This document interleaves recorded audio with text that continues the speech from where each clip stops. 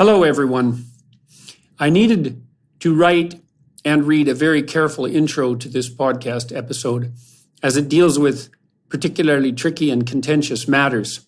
So please forgive the deviation from spontaneity that such writing and reading necessarily requires. The discussion that follows this intro is as free-flowing as might be hoped for, if that is some consolation. In 2016, I released 3 videos on YouTube, commentaries on a law being passed at the federal level in Canada, Bill C-16, purporting to grant protected status to people with uncertain so-called gender identities, but in my opinion, constituting an unwarranted intrusion into the socially necessary and fundamentally important domain of free speech. Those videos went viral for reasons that are still not exactly clear. I believed at the time that the introduction of confusion regarding the conceptualization and terminology of masculine and feminine identity would produce far more trouble than it would cure. More specifically, that it would produce a psychogenic epidemic among vulnerable young women around the age of puberty, experiencing the onset of increased negative emotion characteristic of that age and sex. This is exactly and precisely what has happened, and it's not good, and it has to stop. In any case, my objection in these videos and some subsequent interviews, most famously, I suppose, with Kathy Newman of Channel 4 News, with Joe Rogan multiple times, with Helen Lewis of GQ, as well as 2 books I wrote in recent years and a lecture series on Genesis, brought me to what has been increasingly broad public attention. That has been a great adventure, with the attendant cost of severe and often exceptionally caustic criticism. I have now talked with at least 100 people who have also been made into public targets. Without exception, it has struck them to the core, put their careers at risk, alienated them too often from family and friends, and driven not a few into psychiatric care or wards. Everyone mobbed reacts as if they have contracted a potentially fatal illness, and the social media environment we now inhabit enables those who are prone to form mobs to do so with ease and impunity. This also has to stop.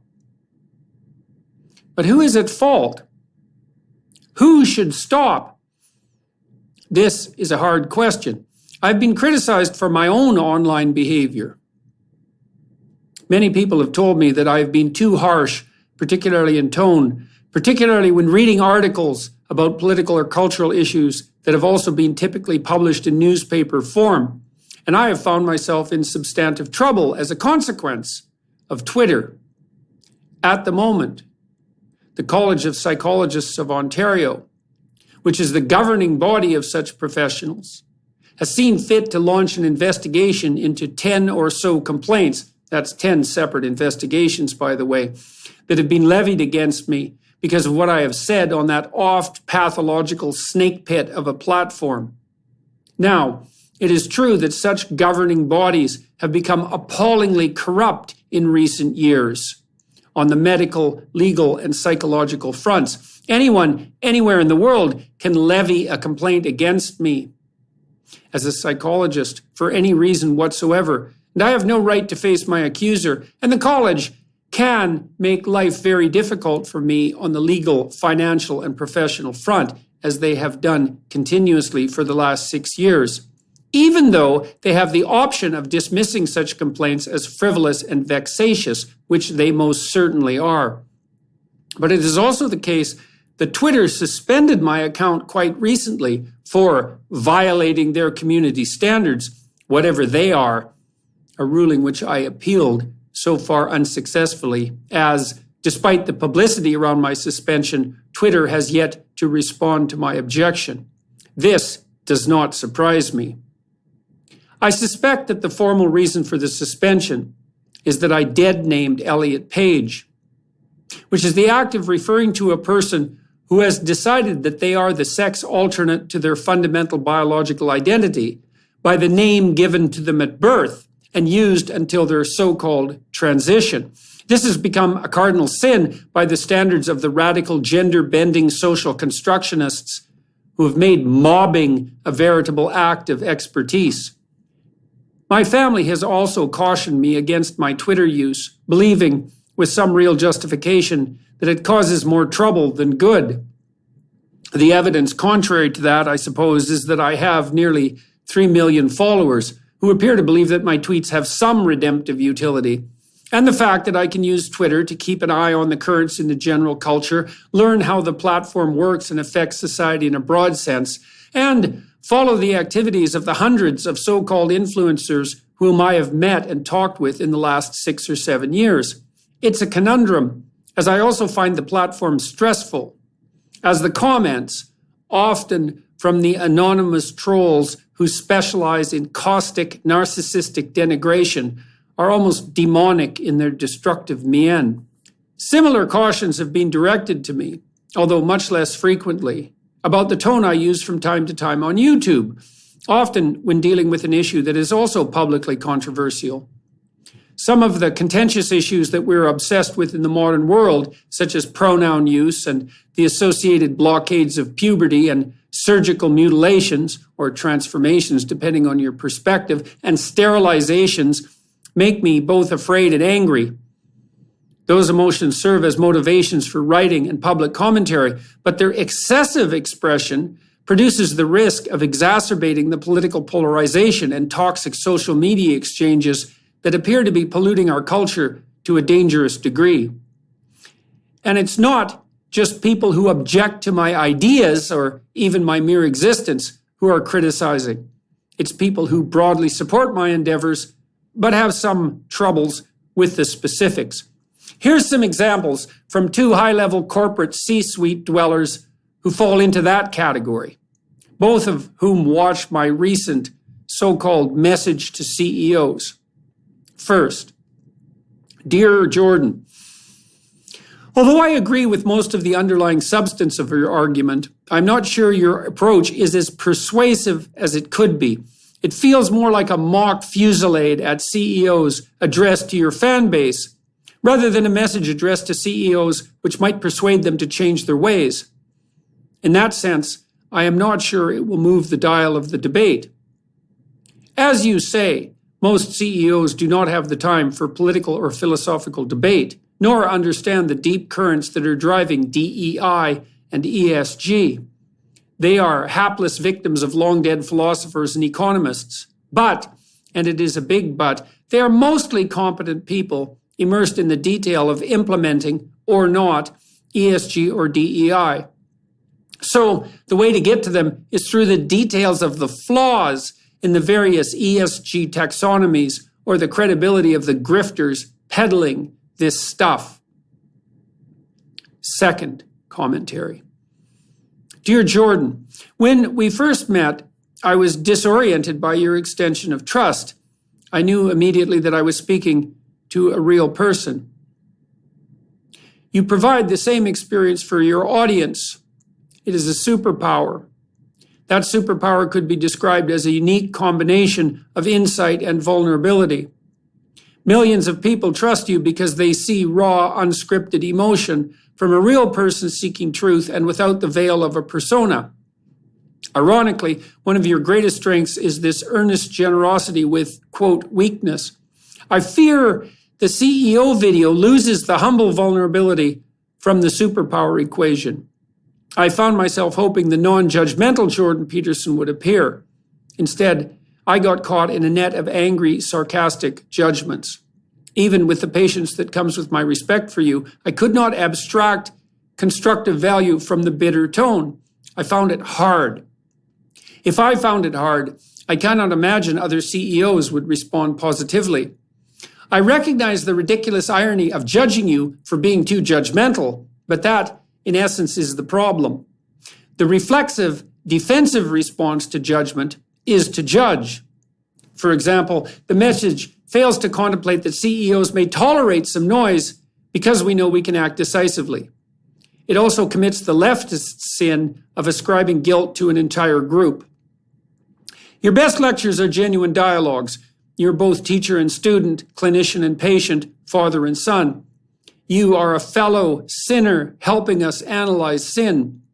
Consequently, the audience is open to the call to responsibility because they trust deeply that you have similarly admonished yourself. My belief is that people trust you because your judgment is not judgmental. Most of the time you attack the sin, not the sinner. I could be completely off. If I have misunderstood or misread this, I apologize.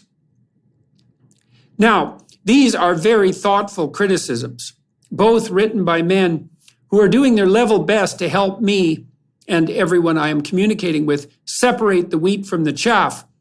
I have been involved in many discussions recently about the tone of the YouTube articles similar to those that generated these comments.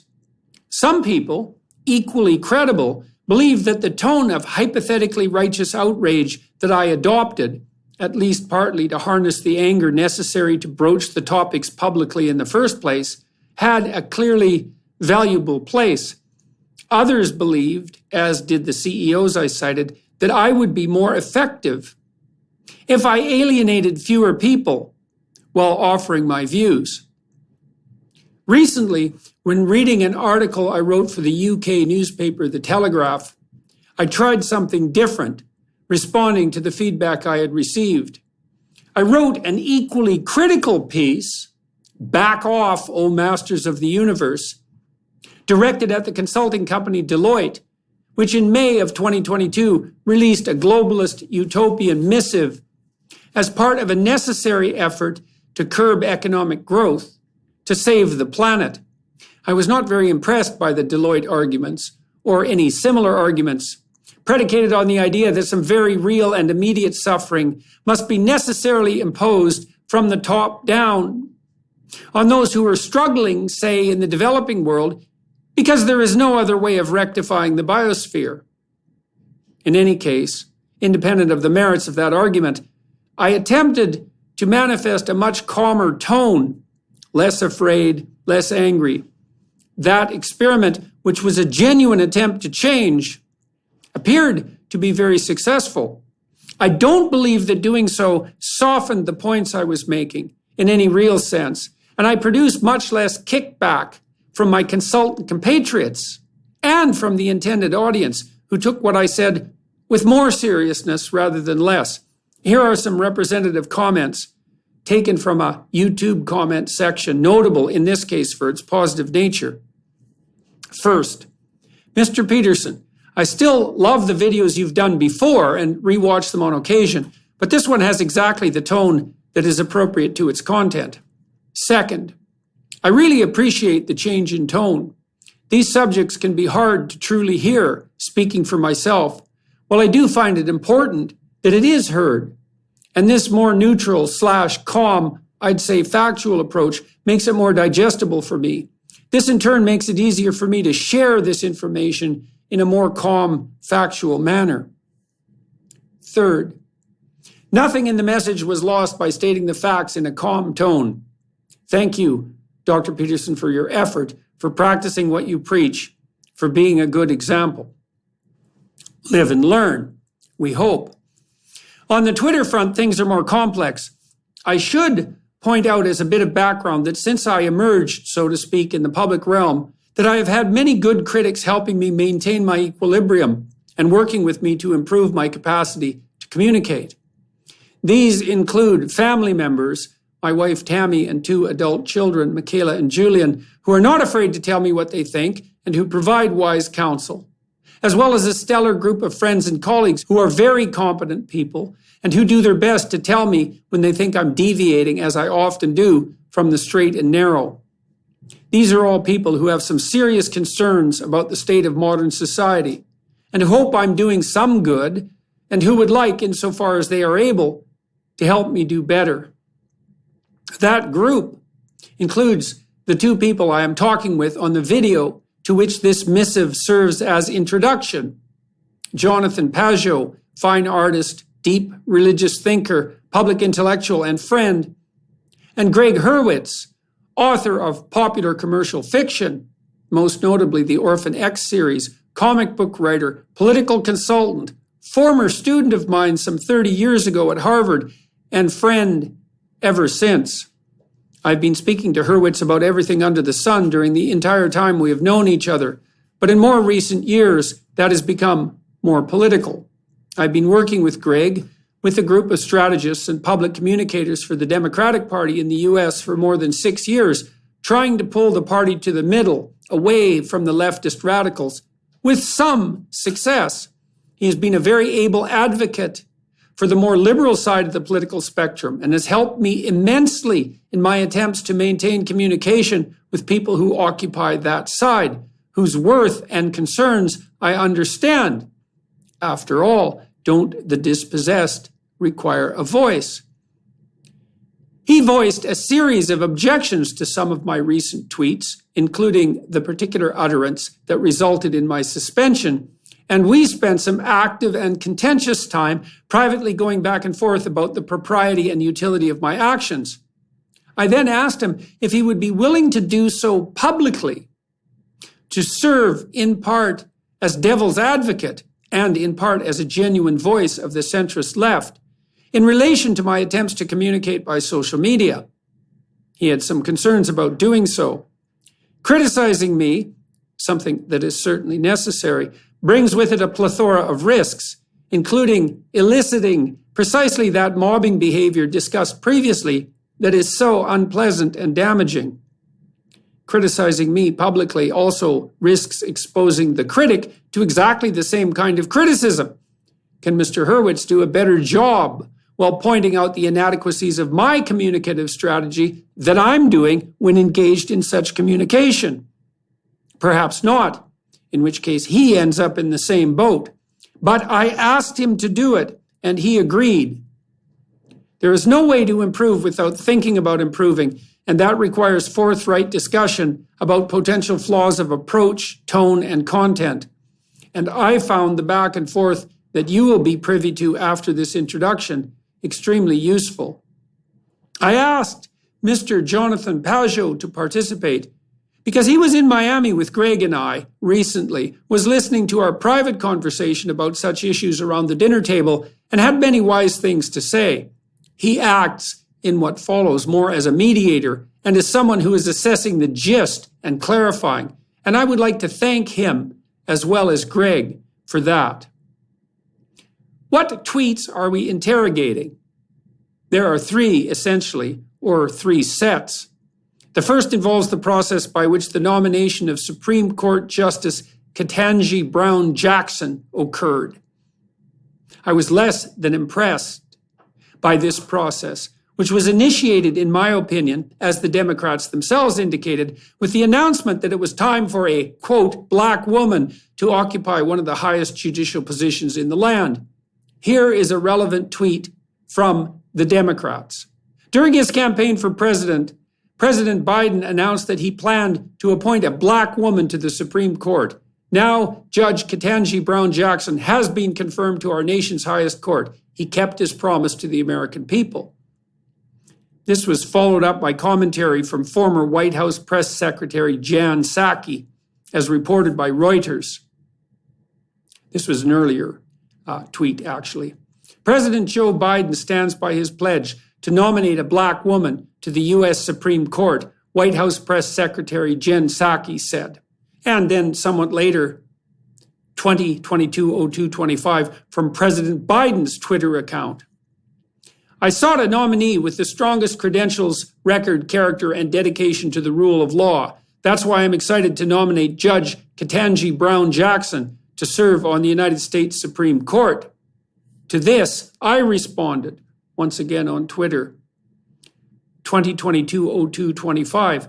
No, you didn't, referring to Biden. You announced publicly that you would limit the search to a specific race and sex. You eliminated the vast majority of qualified candidates from consideration, and it is thereby virtually certain, technically, that you failed to pick the strongest candidate. And then I capped it off with this when the nomination was announced. Well, this was 2022-02-25.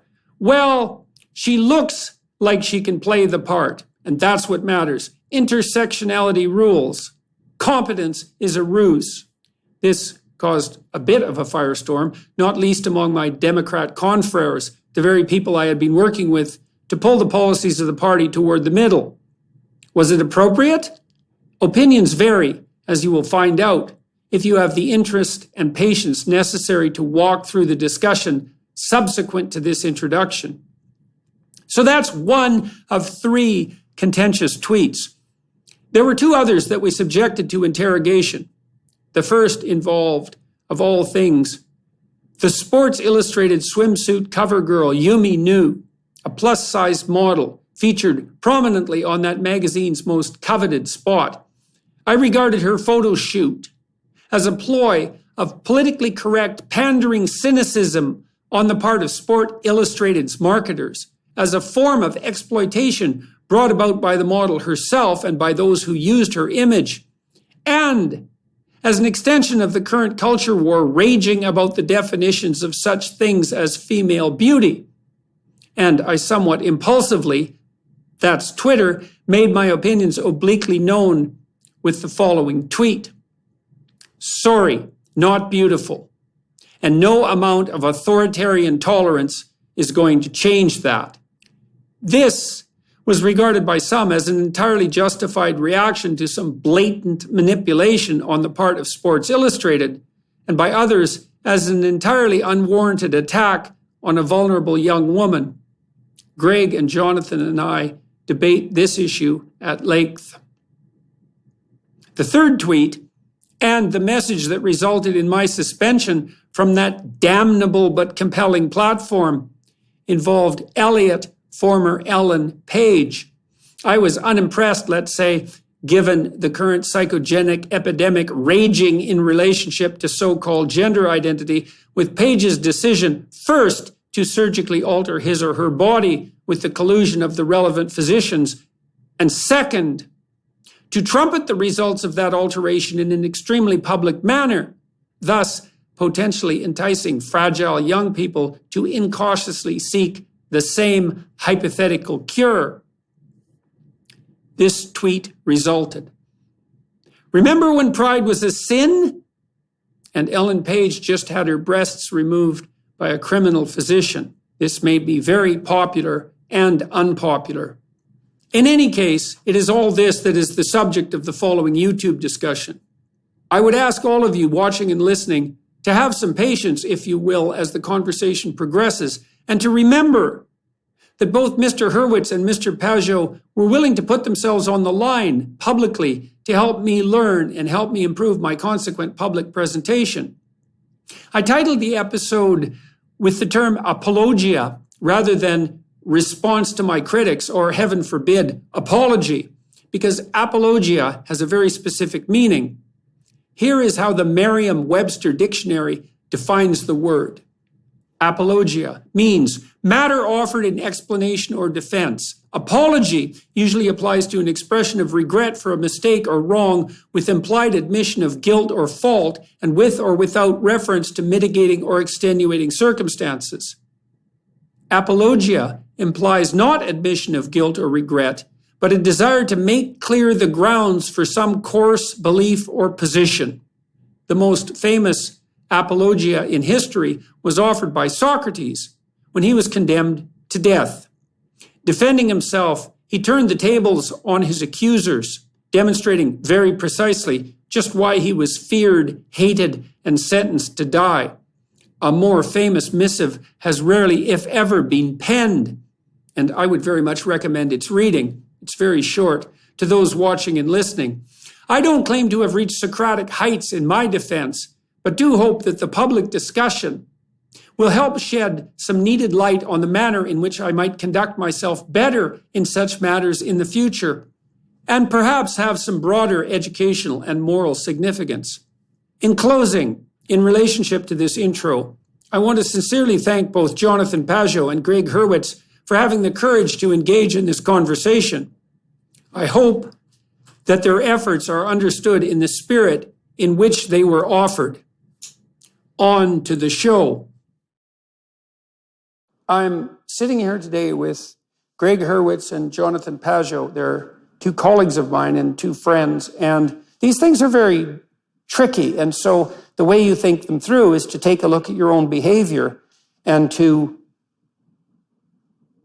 to rake yourself over the coals in the most fundamental way. And one of the reasons I like to talk to Gregg is because he's very, very good at making that kind of fine discrimination. And he's a very good advocate for the side of the political spectrum that I'm more alienated from, because they've been after me for about 6 years. And Jonathan is just eminently reasonable in these regards and also quite deep. And so Gregg and I decided that he would interrogate me, that's one way of thinking about it, or help me interrogate myself, that's probably more accurate, about how to draw lines in public about contentious things without alienating the people that you're trying to draw lines in relationship to so badly that it's no longer possible to communicate with them. It's funny because I think one of the issues is that, I think even for you, Gregg, is that everybody feels like you have a role to play. And I think a lot of this is playing up against this role because you are this catalyst for transformation. You have been this catalyst for transformation. And everybody kind of sees that. And when they see you straying from that role one way or another, they're wondering what's going on. And sometimes I think people forget that you're a person that also slips and slides and messes up and does especially on Twitter. Especially on Twitter. But there is nonetheless a reality about the fact that you do seem to play some kind of role. And that so it's good to talk about it. And I think people listening play it right. That's right. And that role should be flexible. And part of it for me is that the role that you're playing has become too rigid in certain ways. And it doesn't That's the danger. Yeah, and it doesn't match my conception of you, and it doesn't match what I think is strategically the best use of your talent and insight. Yeah, well, and so we want to wade into the platform issue too, because like if the issue is serious enough to be worth considering, then maybe it's too serious to say anything about on Twitter. One of the things I should say about those tweets, just to begin with, is I put out a lot of tweets, and some of them go absolutely nowhere, thank God, and then some of them explode, and it is by no means obvious to me in the least which of the things that I'm saying are going to go off like little bombs. And so that's also a very weird thing about Twitter. So if you were exposing yourself to a more robust range of ideas, it would be more obvious to you, is number one. So it's predictably going off in one way, first of all. And second of all, you and I had the conversation. Maybe it might be that the people who are responding to it are more likely to all come from one side. So, but your point's still well taken. Well, you can hear, let's call it dog whistles. And by that, I don't mean the connotation that it is actually a dog whistle for something that is racist or fascist. Right, so it's not people hear conspiratorial. it as such. Right. You can tune your ear to that all the way around the spectrum. Now, not perfectly, but your ear is not tuned to to language that you're using and how it translates. And in some ways, part of why I'm talking to you is by dint of our relationship, in some ways, I think I might be the best point of contact for what everybody to the left of you thinks. Mm-hmm. Yeah, right? I think that's true. And so, and right now, like everybody to the left of you does not have a high view of where you are and what you're doing. Mm-hmm. And that's problematic because we've spent a lot of time bridge building. And also, that's not you. You're not a sort of rigid conservative. And I don't mean all conservatives are rigid. I mean, but you're like a Northern Albertan outlaw biker. Like that's a big part of your persona. You have a big suit. Yeah, I mean, and you're like, there's whole aspects of you that are liberal, and it's the integration of the two parts. God, it's so shameful. It is shameful. That's right, but you can only hide so long. It's like the feminine parts. Too. Yeah, that's right. God. Yeah. But so when it's the other thing, it's like it's not making sense, but you're also not talking to half of your people. Well, so sometimes I've gone with Gregg to Washington to talk to Democrats. And I've often asked Democrats that I've talked to, when the left goes too far, and they're usually unable to answer. And I've suggested that it's equity when they go too far, when they promote equity. And Gregg has stepped in several times during these conversations when I'm objecting to equity to say, when you're talking about equity, the Democrats you're talking to don't hear the same thing because they just hear equality of opportunity, which, by the way, equity is definitely not. Most Democrats. I mean, I'm not claiming that. No. Yeah. No, but that's happened. That's happened directly while the conversations have been happening. And so there is this need for translation. Why don't we start with one of the actual tweets? We could start with the one that... Well, so predating this. Okay. So before these happened, you and I had a conversation where I said, you're tweeting, in my estimation, too erratically and too impulsively, and saying if you have something important to say about something,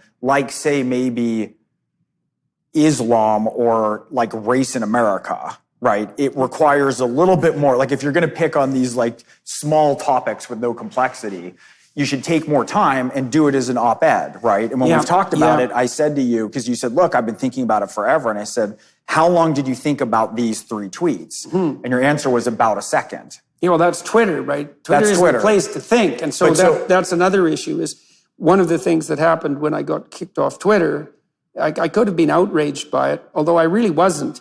I actually found it bemusing, I suppose, especially given the timing, because it happened exactly the same day that I joined the Daily Wire, which was ridiculously comical in some fundamental sense. But my biggest reaction, in some sense, and of course this also raises the question of motive, is that I was mostly relieved. It's like I've been trying in some ways to wash my hands of Twitter for 3 years, and then I kept getting sucked back in.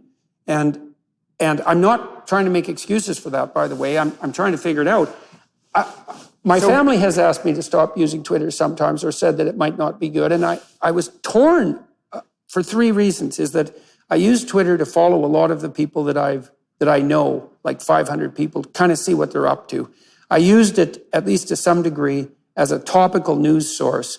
But more importantly, and more fundamentally, I believe that because I have a large social media presence and I'm very interested in communication, I wanted to learn how all the social media networks worked. And you actually cannot learn how they work, and so what's wrong with them or how to use them properly, without using them.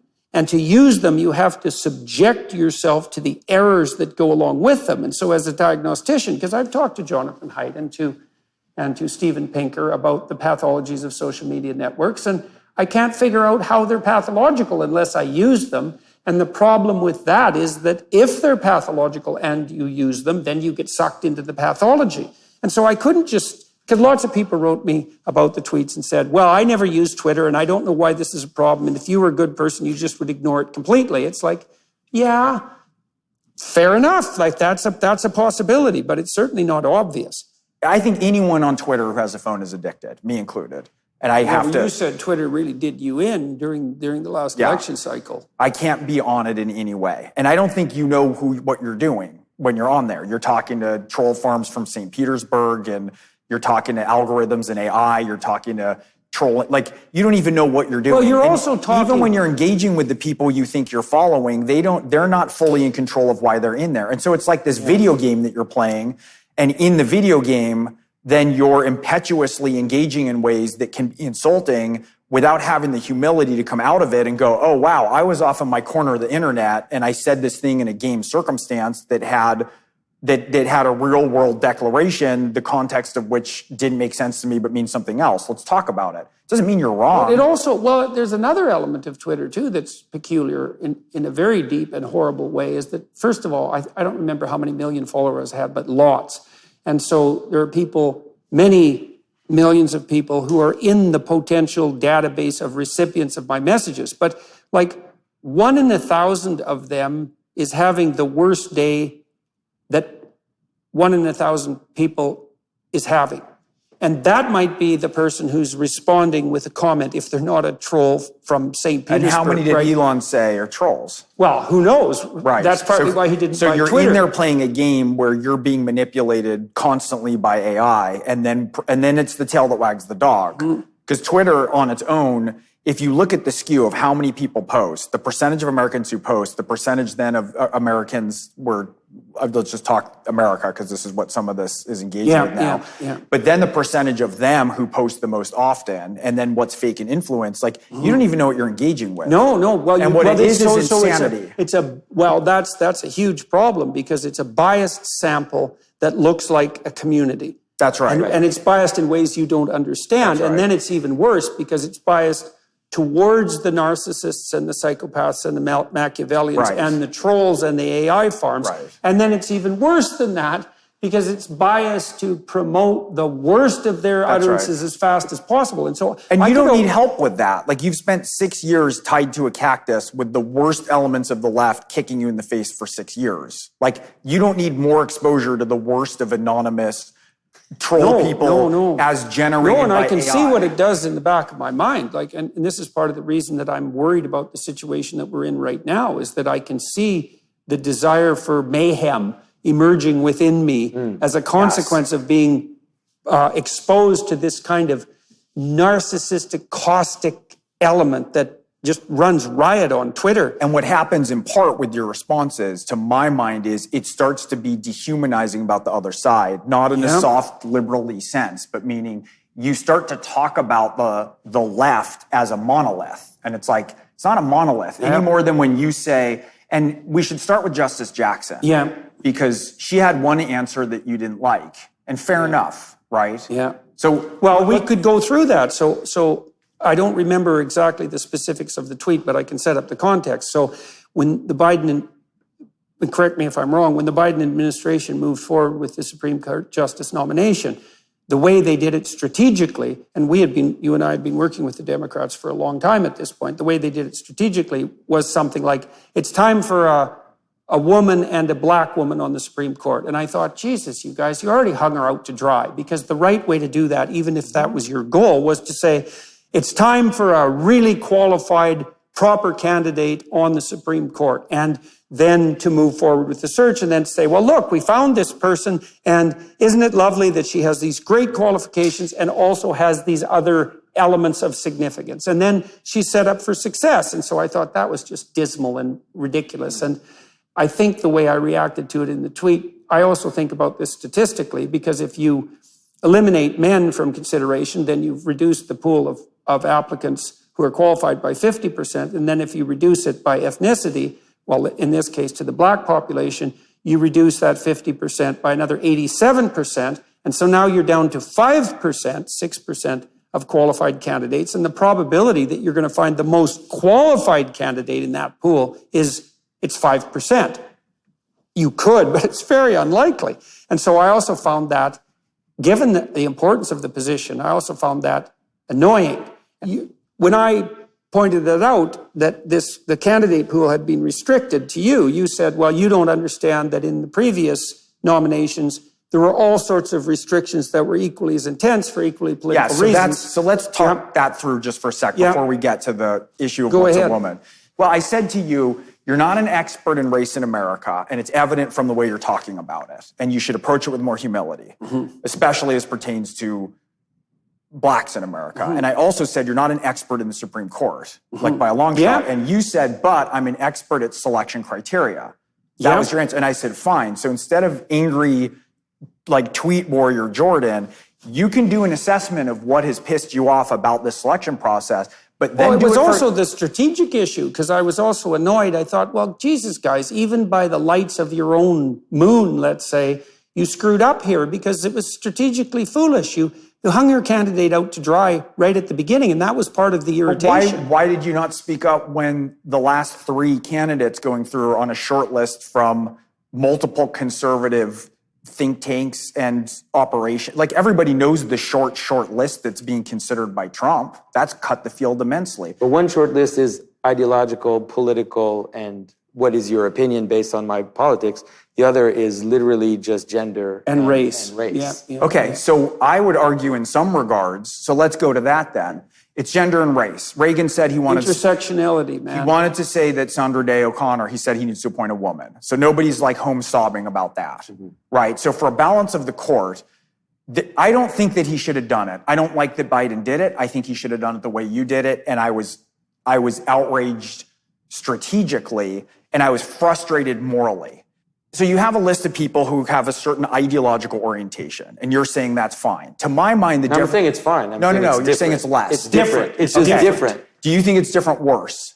I think intersectionality is worse. I think that, to Jordan's point, I think it's worse because it undermines the person themselves. It's saying, one is saying, okay, you're there because you have a certain political opinion, and the other is saying you're there because you look a certain way. It's not saying you have a certain political opinion. It's saying you're on a short list of approved people in a certain way that's acceptable to people in power who've been negotiating this change for a long time. I have a real hard time with the notion that short list should be composed in any way of characteristics like gender and race. Okay, so let me just And so, I understand. Well, I okay, understand. so I But would, but I Reagan was did also, it too. will, Reagan did it too, and all the first Supreme Court justices did it. They were all white, and there were black people who were here. And so it's not that it's not been done. It doesn't justify it. But what I'm saying is that everything's complicated. Yeah. And so if you're an expert on selection, which you are, then no problem. Do this selection and lambast it, but do everybody else also. And put her in a tradition of Supreme Court justices who have been chosen due to different cultural and political tides. And the reason for it is in the selection of her, rather than who we got, who were 3 justices who prevaricated at best under oath about Roe v. Wade. And when I say prevaricate, I mean they fooled Republican senators, unless that's Kabuki Theater and Susan Collins. Like, they were very careful and cautious around it. Or they chose somebody who happens to be black and a woman. They set it up front. I don't like that. Who is a spectacular candidate. Look, for me, this has almost nothing to do in this situation with her merits as a candidate, because it's possible and perhaps even likely that she's a highly credible candidate. But it's also because I was willing, once we had this discussion, I thought, well, I can give you that. All right, so fine. The previous candidates were also selected from an inappropriately restricted shortlist. Jonathan's point is relevant because, well, that was part of the adversarial political process and maybe still within the game. We'll leave that aside for now. But I was thinking, okay, I'll give you that. I'll give you that she was qualified and that previous nominees were subject to an equally biased selection mechanism. When she was subject to that question, what is a woman? I thought, that question sucks. I know it was a gotcha question. And she could have said, and I'm not also expecting her to be perfect under those circumstances, right? Because that's a lot to ask. She could have said, don't ask me that question. That's an annoying question. You're just trying to hem me in here, and it's inappropriate under the circumstances. And I would have thought, no problem. I'm not a biologist. First of all, that's a really bad answer. It's first of all, because it admits that the fundamental issue here is biological. And it isn't obvious to me that the people who are on the left, who are interested in gender fluidity, et cetera, want that answer. But it also annoyed me because it's like, well, wait a second here. We were supposed to be celebrating because you're a woman. Now, also because you're black, but certainly because you're a woman. And now we're being asked to not agree that there's such a thing as a woman. It's like, and then I thought, well, that not only was that annoying for all the reasons I already laid out, but it was annoying because I thought, well, now I have to sacrifice the principle of non-contradiction. I'm being called upon to accept 2 opposing things simultaneously that are not commensurate. And I'm just not willing to do that. And it's a bad answer in very, very many ways. And I do feel bad for her because I know what it's like to be put on the spot in an interview with questions like that. But I'm not a biologist. It's like, Jesus, Gregg, really? It's a terrible answer. I'm not going to defend something that I don't agree with. But what I will say, and I thought it was a terrible answer, and there's also a way to answer it as a liberal that's way more reasonable, to say, of course, here's generally how we define it. You could also say, I'm not answering it because it's a game. But you could also say, here's generally how we think of it, but there's Kleinfelders and there's variation and there's different stuff in gender and biology. You can say something that's fluid and still not fluid that way, but flexible and still holding to common sense values that the majority of Americans can understand. There's a bigger part of this. And part of it is you're drilled down on your expertise, which is selection process, but you're not drilling down on that generally about the whole Supreme Court and in history, just on her. And additionally, you're missing the bigger picture. And the bigger picture is this. This is a woman who, by conservative standards, by the standards that we all care about, meritocracy, toughness, she's a woman of God. She's been married 25 years. She's got kids. She was the head of the Harvard Law Review. She has more qualifications than are conceivable, that I can even remember. And Then they shouldn't have hung her out to dry to begin with. That's right. You know what? But same with Kavanaugh. Jesus, and how demeaning for her, too, with all that. I completely agree, but you're contributing to the demeaning instead of saying, wow, here's this thing, and wow, she had a bad moment. You said, and I knew what happened. You were often I know exactly what happened because you sent me all your emails, and there was some idiotic, equity proposal in physics grants that was happening in Justin Trudeau personally wrote. Like it was some awful thing in your morning. and you wrote a tweet about her that said, "Yay, DEI, well, I guess she looks the part." And what I said, and I knew where you were, and I know you're not racist. I'm no more racist than the next Northern Albertan. That's right. That's right. But I think so. I just want to interject a little bit, because I think that there's a bigger picture that I think Jordan's coming from, at least for sure that I'm coming from, which is I'm definitely more on the right side. And one of the things I've noticed is that, for example, people get away with calling other people racist nonstop, all the time, in the media, on Twitter, on YouTube. You can call someone racist. That's right. And there's absolutely no consequence. There's no discussion. There's no conversation. And so now I just want to point out that this conversation is quite particular, because Jordan gives out a few tweets that are a little off color, that are maybe too partisan or whatever, and then everything explodes. And the left is like, well, he's the Nazi we thought. He's the Nazi we thought. All right, thank you, God. They're thankful that you made those tweets, because everything is consolidating their image that you're a racist. But I think it's important to say that's also part of the discussion. And part of the discussion is, I know you're not racist. I know that. And what I said to you was, if I didn't know you and I read that tweet, and I'm not a big call everybody racist person. I don't know that I'm not racist. What I do know is that I'm trying very hard not to be. And so here's what I mean. Sorry, you're right. Yeah. I mean, you're not racist in the knee-jerk way that it gets applied. I don't think it's a virtue. Right, but I mean, you're not racist the way that people quickly dismiss you as racist. Yeah, everybody has to look at ways in which we have biases and where that has to do with where we come from. I would say in Canada, that for me, that's probably be more acute on the Native American, Native Canadian, First Nations people, Caucasian front, because where I grew up, the fundamental racial divide was not black versus white. That's not the Canadian divide. The Canadian divide is either French versus English, or it's Native versus European. And so when I go to reservations, let's say, and when I interact with the natives who I've been coming to know more over the last years, I carry with me the freighted perceptual lens of my upbringing, and I'm always on the lookout to see how that might be affecting me. Yes, and so that's exactly. But I don't presume that I'm not racist in some sense, because. Well, fair. I mean the foolish racist. I mean, and the triumphant racist. But what I'll say is, you don't have that, and you don't understand it with race in America, and yet you blithely trotted in, and you did so in a way that was denigrating, that if I didn't know you, I would think was a racial slur. And I'm not somebody who's inclined to think that about people. Like, let's say that there's a liberal who's kind of interesting, who dresses, what is it, tweed punk, right? Like a tweed punk leprechaun, interesting ideas, flashes of brilliance. Like, you're sort of looking at him going, Sometimes long periods of brilliance. That's true, it's true. Flashes mostly, but occasionally a sustained burst. And you're interested, but you don't agree. And the next move that person does is come up to Canada and make a totally tone-deaf slight against the residential schools in a knowing way.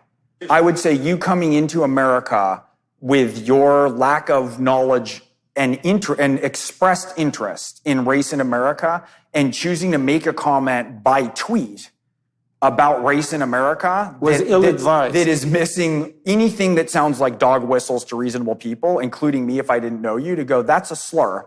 And she's deserving of your respect. Fair enough. Jonathan, do you have anything to close that off with?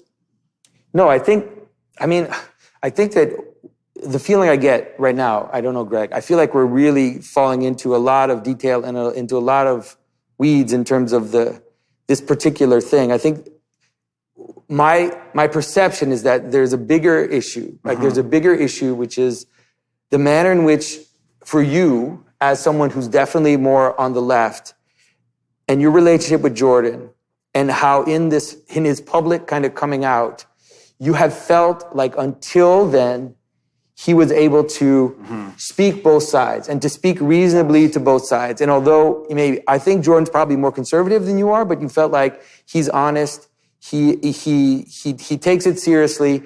And like the Channel 4 interview for me is like that image of him actually undermining the way people perceive him and laughing and being charming and being flexible. and actually kind of All bringing... of which is hard to do on Twitter. That's right. And That's right. And there's something I think the major perception you have is that with these tweets and some of the messaging that has been happening recently, you feel like you don't have access to that Jordan anymore, or you can't defend Jordan to your side in the way that you used to be able to. That's right. That's beautifully I think it's just stated. important to kind of keep it into that. And that's exactly right. And the dream is a lot about that, because part of it for me is you're not supposed to be speaking in wooden language.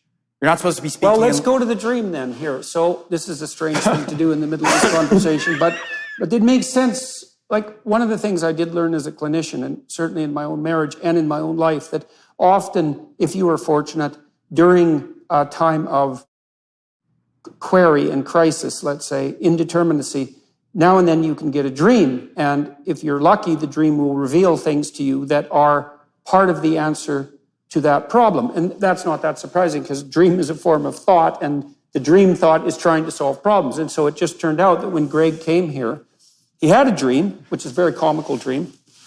And so Jonathan and I and Gregg sat down and talked about this dream a bit, and we thought we might discuss it in this forum.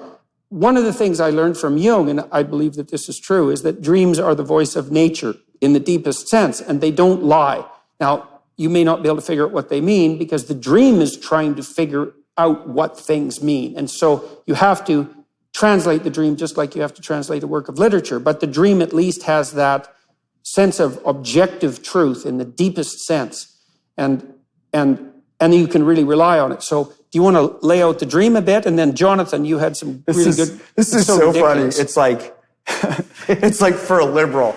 Have your dream analyzed by Jordan Peterson on the World Wide Web for the Daily Wire. It's like, what could be a worse idea? It's like, yeah, how could this go wrong? This should be just fantastic, and not at all like self-adoring at the same time. This is the setup then. We're going to talk about my dream with you. Because you're not in enough trouble already. So, okay. So I woke up in the dream having left a place that was an idyllic, bucolic, New England-y college, right? In the countryside, green, hilly slopes.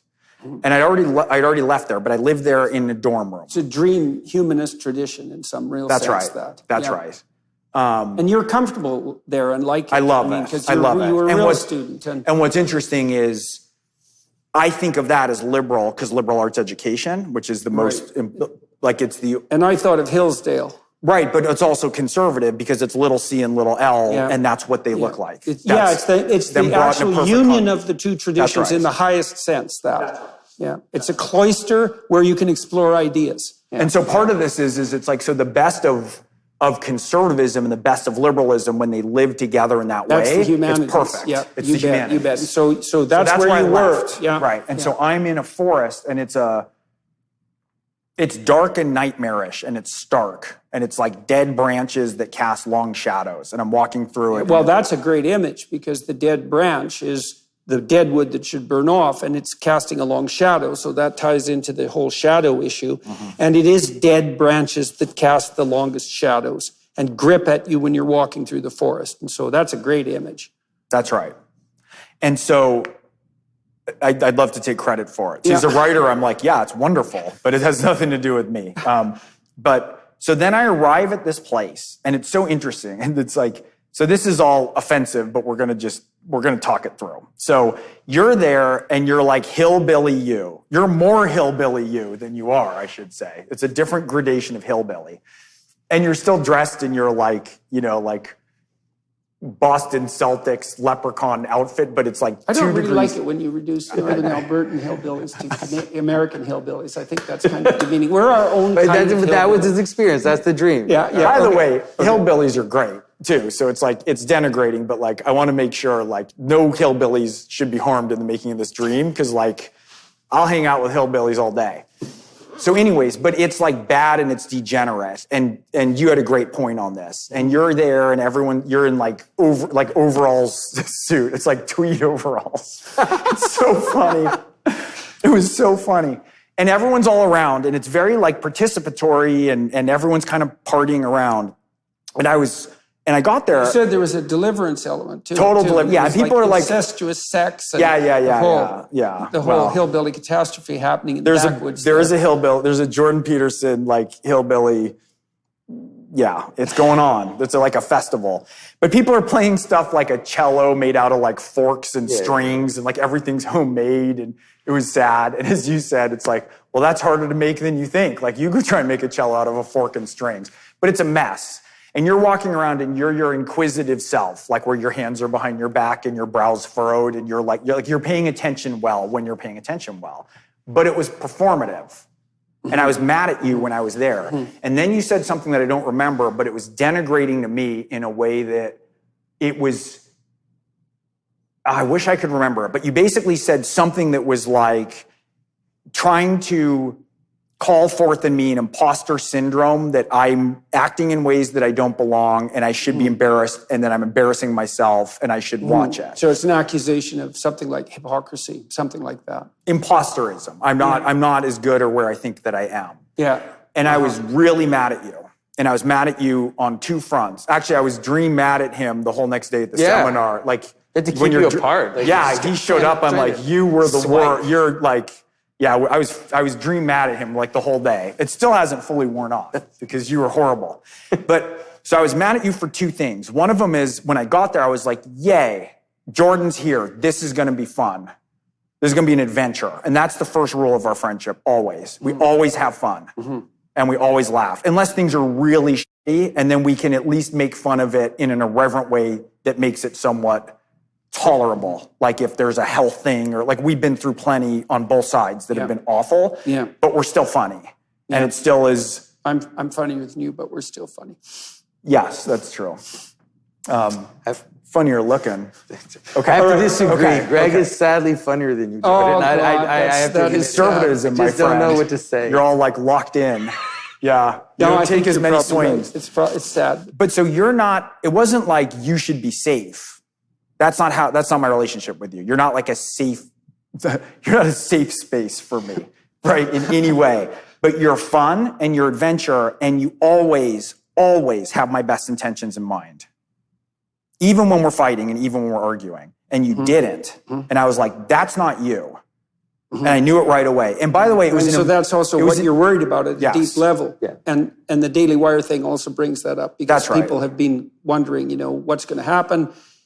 Is this a tilt into something outside of the domain that we've been talking about? And there's a moral hazard associated with that. And plus they're all hillbillies. Yeah, it's like, let me insult like a transcendently competent Black Supreme Court justice, like a 25-year-old, like big-boned woman, and like a trans person, and then quit Twitter and join the Daily Wire. It's like, okay, good, Jordan. This will make the bridge building aspects of my life easier, and to explain why you're not like a captured entity. And let me also do it in unthoughtful captured language, right, that has worked its way through a particular ecosystem.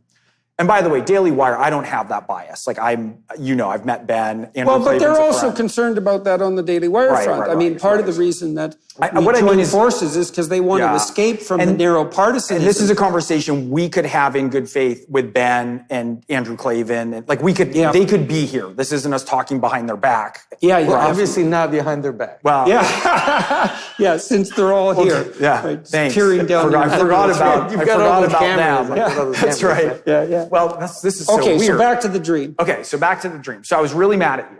Yeah. And I knew it was an embodied dream, because in real time, I knew that it was also about this, and that's really weird. And so I was embodied in that, which was cool. So I was like, okay, this is now, and I knew I'm coming to have this conversation, and I don't want to have this conversation really.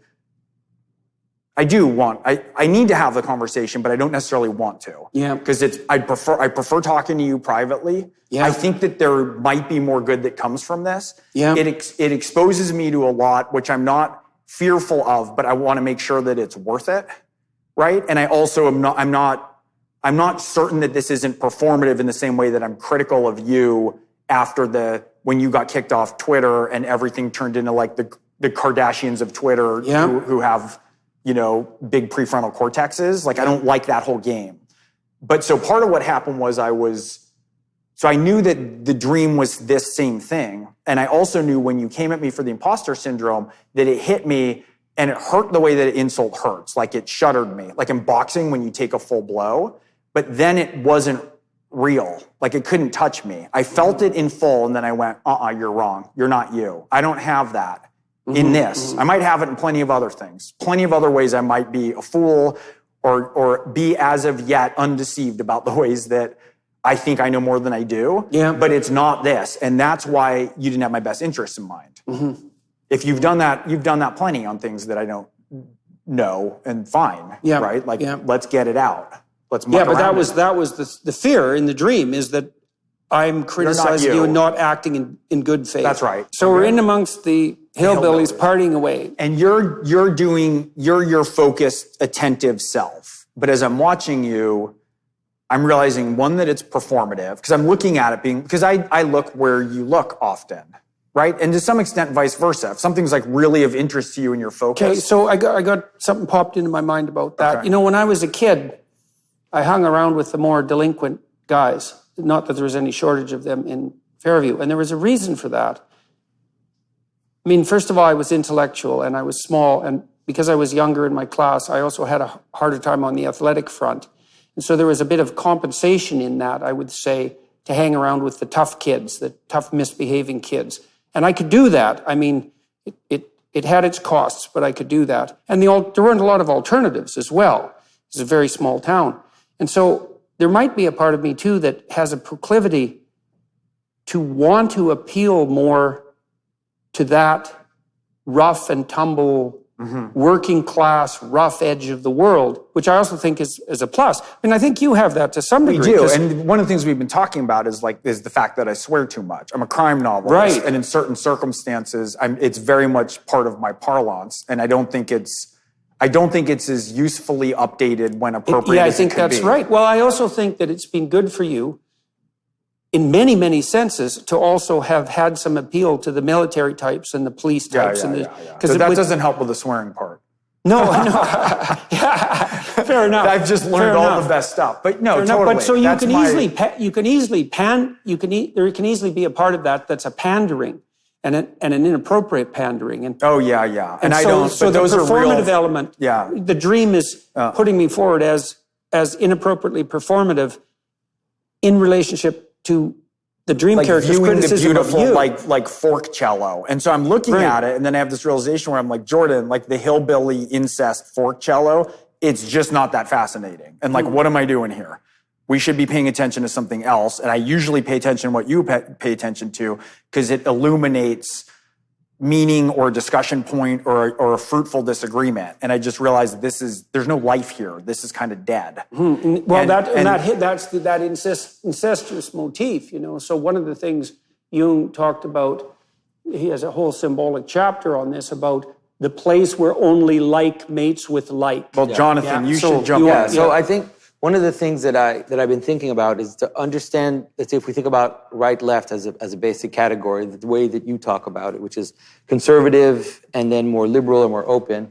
The conservative, they tend to, the way that we dehumanize, we could say, or the monster that we perceive, the conservative tends to have something like a chimera monster.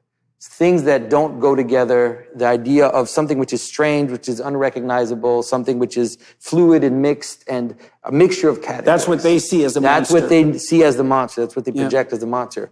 And interestingly enough, let's say from the left side, the monster is the opposite. It's something that's too close. And the hillbilly has become, mythologically, in American culture, the image. And so Deliverance is like a left-wing fantasy. Yeah. Right? And The Hills Have Eyes is a horror movie. So you have this idea of, first of all, you have the idea of something that's too local, something that is incestuous and therefore is too close, you know, and their identity is so local that it almost becomes idiosyncratic because it's so local. Yes. And it can become sterile and deformed as a consequence. Exactly. And in real time, in the dream, and that's what I mean that it was an embodied dream, I thought, that's how I think when I'm seeing the tweets, which is not that it's a moral judgment on you, but you've now surrounded yourself in a hall of likeness that you're oblivious to how you're engaging with the world, and the manner in which you're doing so and you're helpless against even the own pledges of self-control that you made to yourself in your engagement with the world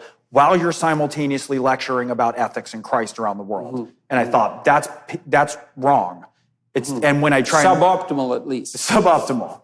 Yes. Yeah, well, right, because there's a lot you do right all the time. And it's like I don't like complimenting you in That's public. fine. I know it's but there's like at some point, what you have been through in certain ways in facing the absolute worst elements of the far left, and by that I don't mean liberals, and I don't mean Democrats, and I don't mean moderates, has been harrowingly horrible. It's a horror movie as written by Kafka. It's been awful. And a large part of why I've been able to be undeceived about the problems that are happening on my side is in large part because of the closeness of my relationship with you, because I saw it in ways that were undeniable. And you and I are too close for me to dismiss you if you say something that I believe is dumb, if you say something that is misinterpreted, if you say something in a way that doesn't make sense and we might have to argue about for 2 weeks to see where it comes down to. I can't dismiss you for it. And so part of it is I took that ride early. You're almost like the original cancel culture icon. Lucky you. Right? It's been a pleasure. But you've been battered and you've dealt with a lot of it way better than anybody thinks or knows in the mainstream media and on the left. Now, that said, you also ask for a lot because by dint of the fact that you're an ascendant character who has a religious aspect to some people, has a moral aspect, and has a professorial and professional aspect. And so it's important to say that while we're talking about this isn't like me coming in and beating you like a piñata that you need to be perfect, but it's saying with everything that you are and with the capacity that you have to speak in a transcendent way to more people, you have a moral responsibility to take more care with your words so that you're not thoughtlessly denigrating whole swaths of people who need to at least hear from you or hear a perspective that you have to offer that's immensely helpful. The same way that I say with a lot of moderate Democrats who I think are incredible moral people, failure to wrangle a proper messaging apparatus it can be a moral failure also. So one of the problems that I have is trying to establish a balanced view. I have a two-dimensional problem, I would say. Is first of all, as an academic, the people who are troublesome on the professional front, to me, are not the radical right. Because the radical left is destroying the educational system and the radical right isn't there at all. So that puts me in a particularly weird position professionally, and it's a unidimensional position.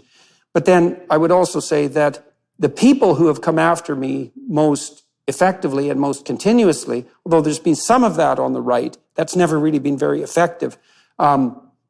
It's all been from the left. That's right. And so I know as well that there's a moral hazard in that it's not as easy for me to be balanced in my view. And then there's one other dimension to that too, is that I don't see the radical left as penitent in any real sense. And this actually extends out into the liberal community more broadly, because in many ways, the entire world has decided that the Nazis that was just not acceptable. But we have not decided that about the communists. And so we still have places in the United States where there's statues to Lenin, and people still wear Che Guevara shirts and trumpet their alliance with even the communist ideals, not working class labor socialism. And so there's a lack of penitence on the left that really disturbs me. And so I have the nexus of those three things. So that's the left's issue with the Confederate flag. I'm not advocating this, so I don't want to say that these things are the same. They're not the same.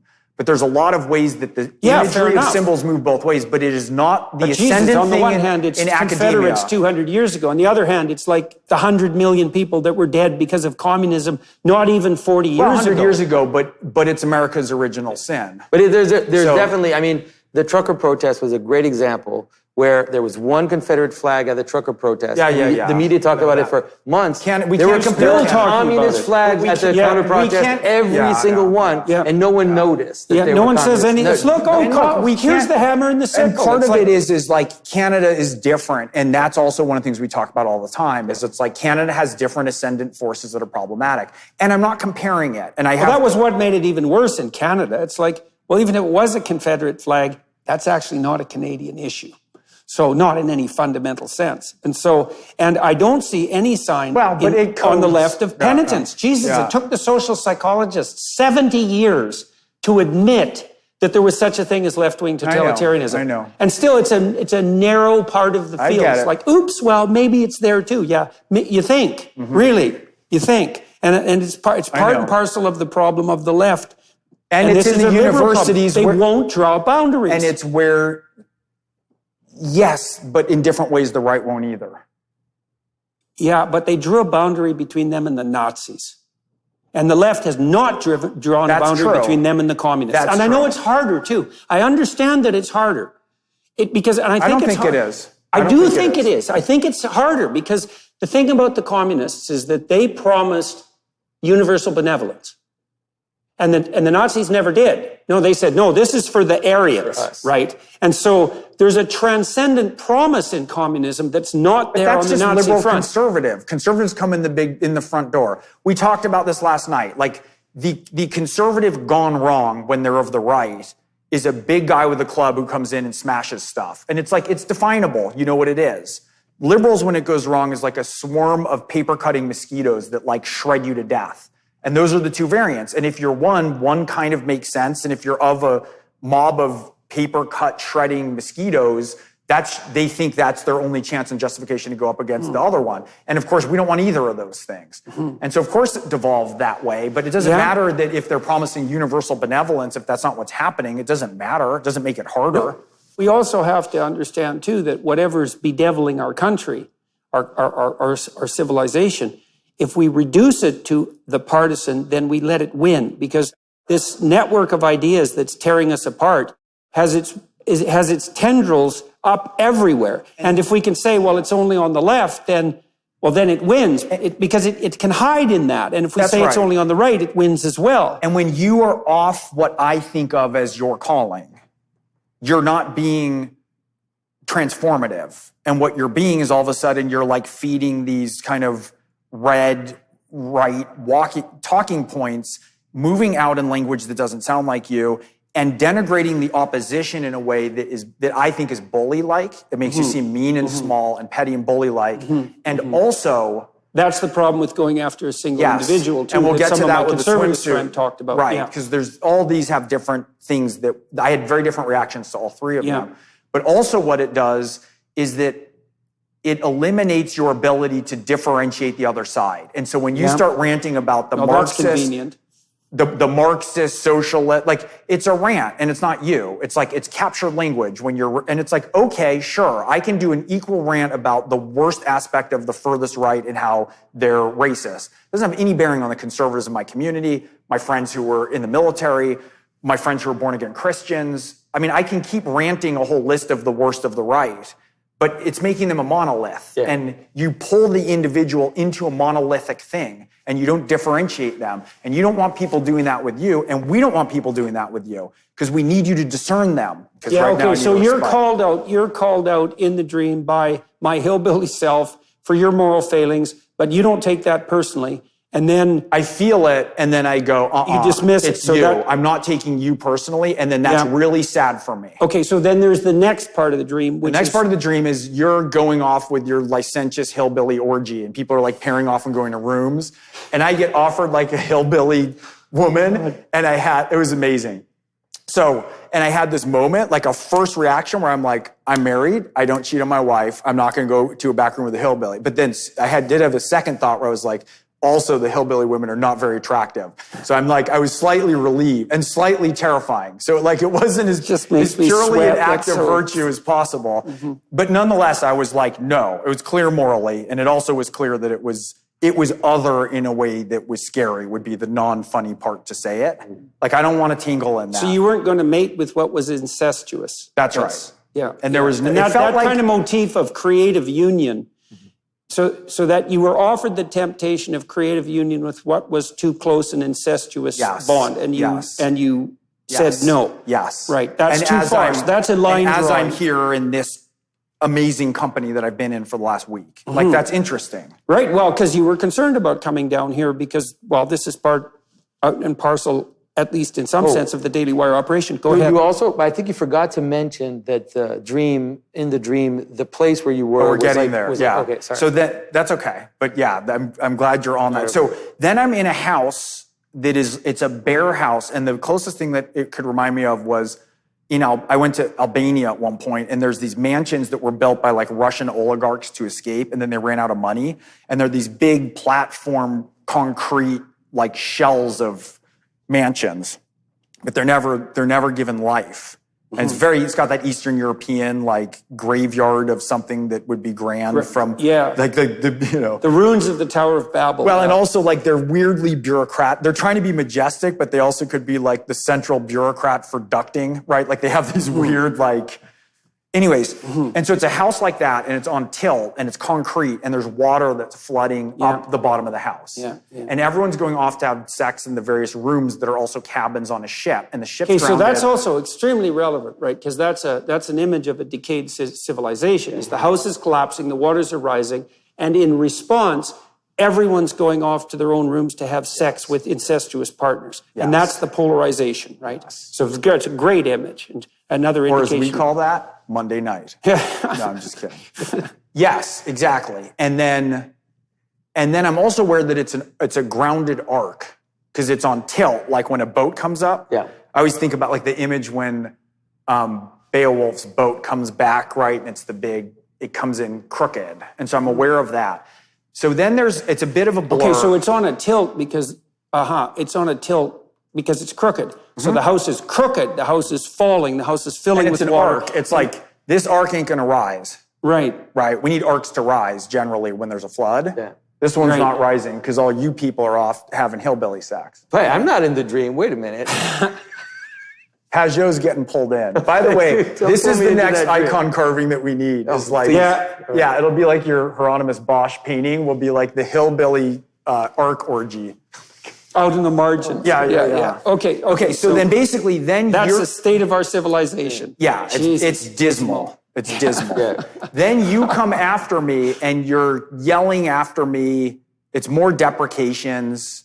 And it's basically like you should doubt yourself. Like you don't belong. So you're kind of standing in for the left in that sense. And in the Twitter persona that I've been adopting, let's say, at least in those tweets and others as well. And at first I had, like I said, it's important. I had a moment of like, taking a criticism. We take criticisms from each other. They're always with a baseline of respect and admiration. And usually the harsher they are, the more it comes from there, first of all. But so I took it like that first, and then I was like, this is wrong, and I'm leaving, and you're wrong, and this whole scene's wrong. I was confident in that. But you weren't, and that was weird, because I was leaving, and generally that's not a place we wind up. So then I went away, and outside, it was sort of an idyllic setting, and then Tammy was there. And Tammy said to me, and Tammy and I, it's kind of interesting because Tammy and I are Tammy is my wife, for those of you listening who might not know that. And Gregg and Tammy know each other very well and have for decades. And Tammy has been in the conversations in many times when we've been mutually working out familial problems of different intensity and personal problems and all of that. So, and I don't know exactly what image Tammy plays for you. I know that when you were first thinking about getting married to Delina, Tammy definitely pushed on you and said, and if I remember correctly, and said, this is like, get at it there, Hurwitz. Yeah, and Tammy waits and she's all quiet and you're like, oh, what a meek, submissive, kind woman. And then she just like lops your legs off with a machete that's like completely deserved. And she had some great comment. So she's a good feminine judge. Well, she's also she's the embodied feminine in that. You said that a while ago. You said, Tammy's so feminine, right? It took me a long time because my wife is too. And that had very different meaning than how I was raised. But she's powerful from her femininity in full. And so when she says stuff, and Tammy and I also have a affectionate and fun and joking relationship. It's not like it's always serious. But when Tammy pokes you. Yeah, which is, but if she pokes you, it's worth paying attention to. And she's put up with him for how long, right? So there's 50 years. Yeah. Is it really? 50. Yeah, I've known her since she was, Oh, that's she was right. 8, That's 50 right. years. So anyway, and Tammy had me in one of her dreams. Tammy and I are like dream allies sometimes in a way that's kind of weird. And so Tammy was there, and she said to me, don't worry. She said, in our next book, it was another 12 Rules for Life book, we're writing and devoting a chapter to you. I was like, that's really weird, right? Because, you know, hillbilly Jordan, who just like was hurling, you know, gnawed corn cobs at me my way out of the crooked arc, didn't seem too inclined to want to venerate me. But she was clear that was something that was happening. And then she said, you're the moon god. And my first I had an immediate and rare initial reaction of humility that was genuine, where I was like, I'm not a god, like even in the dream. And I said, what you mean is I'm godlike in the way that the moon is. And she said, yes, your job is to shine light on the waters. Now, Pageau, you had some things to say about that. Well, there's a few things that I would have to say. First off, I think I'm realizing how much this dream is probably a reflection of a lot of the reactions that I've also had from people from all sides, different conservative, is the sense in which people felt like we're in a moment of crisis, and they felt like one of the things you've been able to do is to start building an ark, right? To start build something which would not be completely given into the forces of the destabilization and chaos that are happening, and could maybe kind of gather us together and carry us through towards something better. And so the fact that you have this flood. So we felt the flood coming. And that's something I think everybody kind of feels, the flood waters rising. And so the fact that you see that this ark now isn't going to fly anymore, right? And that and it's got this oligarch bureaucracy element that's tilted and it's incomplete and unfinished, and so it's contaminated by bureaucratic power which is also the idea of the bureaucracy is also something that is like a right-wing monster, right? Something that is structured and hierarchical, but it's not working. It's like this and it's dead. It's devoid of beauty that the liberals often have a claim on, right? The conservatives have a claim on the theoretical and abstract notion of beauty and creating the conditions under which beauty can flourish, but generally the liberals are the ones who create the beauty. Is that fair? Yeah, very often, yes. Okay. And so then you move out, and I think what's basically happening is that he's confirmed. It's not exactly fair, as we were talking about earlier, is that without that liberal openness, you can't get access to that transcendent realm from which beauty comes. But as we discussed earlier, the great artists are actually a union between the liberal and the conservative. Yeah, it's like, what's Michelangelo? They have that openness, but they ally it with discipline. That's right. And so then the proper place of beauty is that place you were at the beginning of the dream, which is that idyllic balance of conservative limit lowercase in the humanities and monastic tradition. Right, for reasons that we can discuss at a separate time, because I think that the liberal arts education foundationally, we're talking about this last night, is the only solution for the insanity of Twitter. But openness per se, which is the liberal temperamental virtue, isn't sufficient to produce creative achievement. It has to be allied with action in the just world. like I'm high conscientious, which helps a ton, you're way higher openness than you've been acting. And so part of that, I think, is like first of all, you died twice, like you were put in a coma, and like it's like we're running out of Eastern European countries for you to go die in, right? So, I mean, and it... Yeah, it was... Right. Right. And it was a horrible run, and Tammy, I mean, it was awful. Yeah. What happened. And so there's reason for you to come out now and be incapable of seeing like a newfound level of vulnerability. It's like you hatched through healing crisis and you have a baby skin on, and you're tucking into the comforts of one side more, let's say, like where you're being greeted and accepted. Yeah, well, it's a risk. I mean, when I've gone to Washington to talk to some of the people there, starting to talk more to Republicans, because I've actually talked more to Democrats in the last 5 years than Republicans.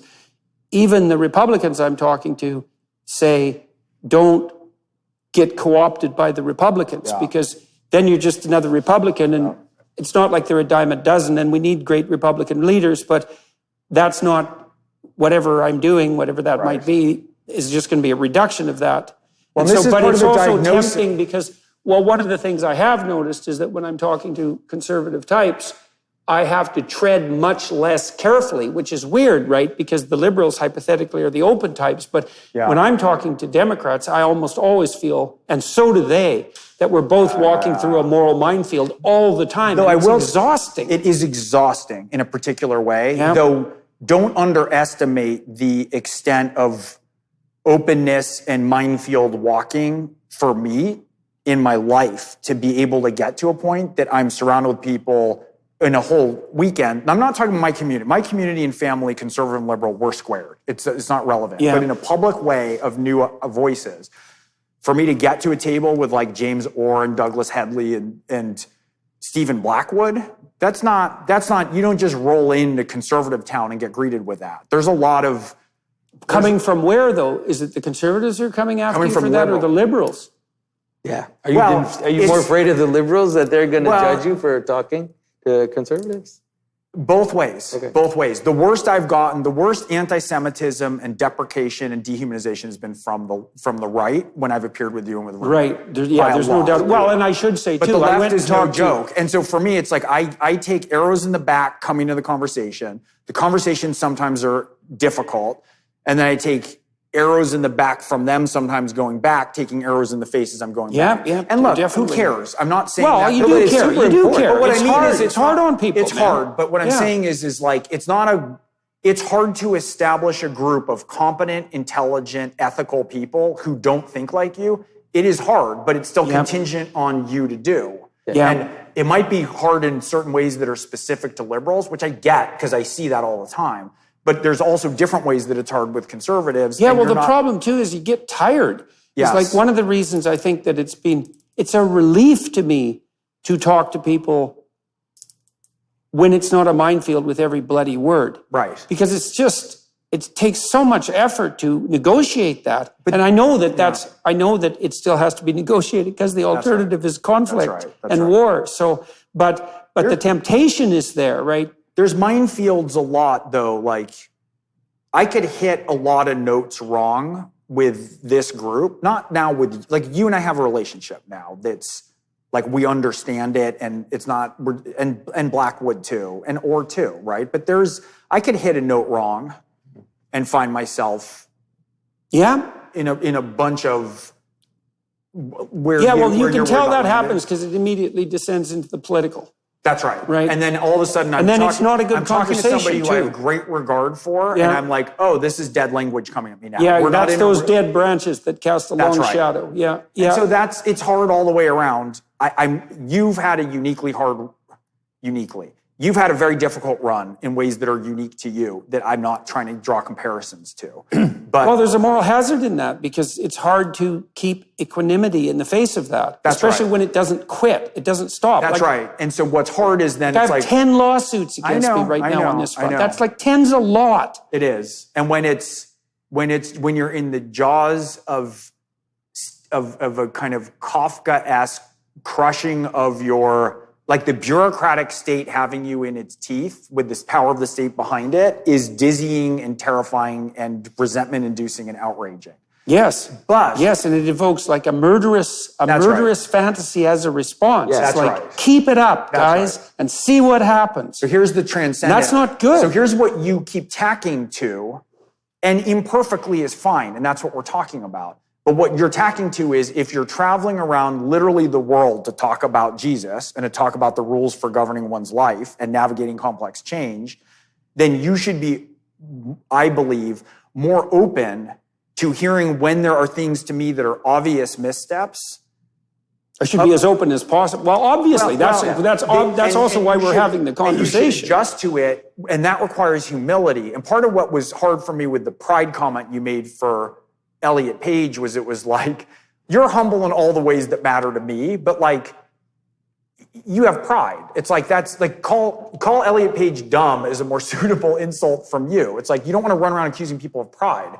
Well, it depends on whether they parade themselves on the cover of a fashion magazine or not. Well, you've paraded yourself around plenty, too. Yeah, but it wasn't to entice adolescent girls to sterilize themselves. Well, and the question is that in fact what she was doing? But nonetheless... Well, that is the bloody question. Would she have been on the cover if that wouldn't have happened? Okay. And she got 1.6 million Instagram likes. And so I can't, and maybe let's talk about that seriously. It's like, okay,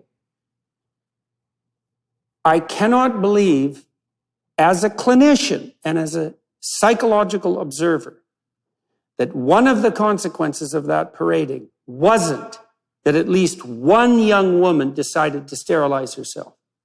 Now, I think it was likely a lot more than one, but I can't be certain that it was even one. But it's 1.6 million likes, and we know that the incidence of gender dysphoria on the young adolescent woman front has exploded. And I knew perfectly well when all this pronoun nonsense emerged in Canada that was what was going to happen, because I knew the literature on psychogenic epidemics. And I can't see that Elliot Page didn't flip the switch from victim to perpetrator with that act. And then Stephen Blackwood, one of the conservative guys that we've been talking about, president of Ralston, he called me on that, like you did in some sense the other night. He said, you bullied her. You shouldn't have gone after her. That's a disproportionate use of force. And I thought that was a good argument. I thought that was a good argument. It's like... I want to arrive at this after the swimsuit. Yeah, well, we should finish the dream, too. So so back to the moon image. So, Jonathan, you had a comment about that. I don't think, did you mention the moon? I don't think you have... Oh, yeah, exactly. You did mention it. So I think it's important to understand, in a way, the way that I see it is that you feel like in the dream you were confirmed to be what you are. Yeah. Which is, let's say, something which is on the left. The moon, in terms of thinking, is definitely the left side. Even in iconography, the sun will always be, say, on the right hand of Christ, and the moon will be on the left. The sun is kind of like the origin, and the moon is the reflection, but the moon is also that which changes. But the moon is change. The moon is waxing and waning. The moon is the feminine. That's right. And so that's why it's feminine. That's why it has to do with fluidity and change and transformation. So it's completely And Tammy is saying you're a valid voice for that. Yeah. And that's great. That's a great thing to have happen at the end of that dream, because you're called out by the loudest voice of the hillbilly right. That's the way the dream lays itself out. And then it's my wife, me being the loudest voice of the hillbilly right in your dream, and God only knows to what degree that's true, period. It's my wife who says, no, you're shining the proper light. And it's a transcendent light, right? Because that's a very weird part of the dream, that you're allied in some sense with the moon god. So what the god part of that is the transcendent part. It's the part that sheds light from above, and you're shedding light on the water. And I do think that's what you're doing. And I think you're doing it extremely well. I mean, you're very judicious and careful in your articulation of the positions of the left, and you don't get ranty about it, pretty much never. And you don't get prideful about it too. And I think that's partly because it's been so bloody difficult and because you actually didn't want to do it. Yeah.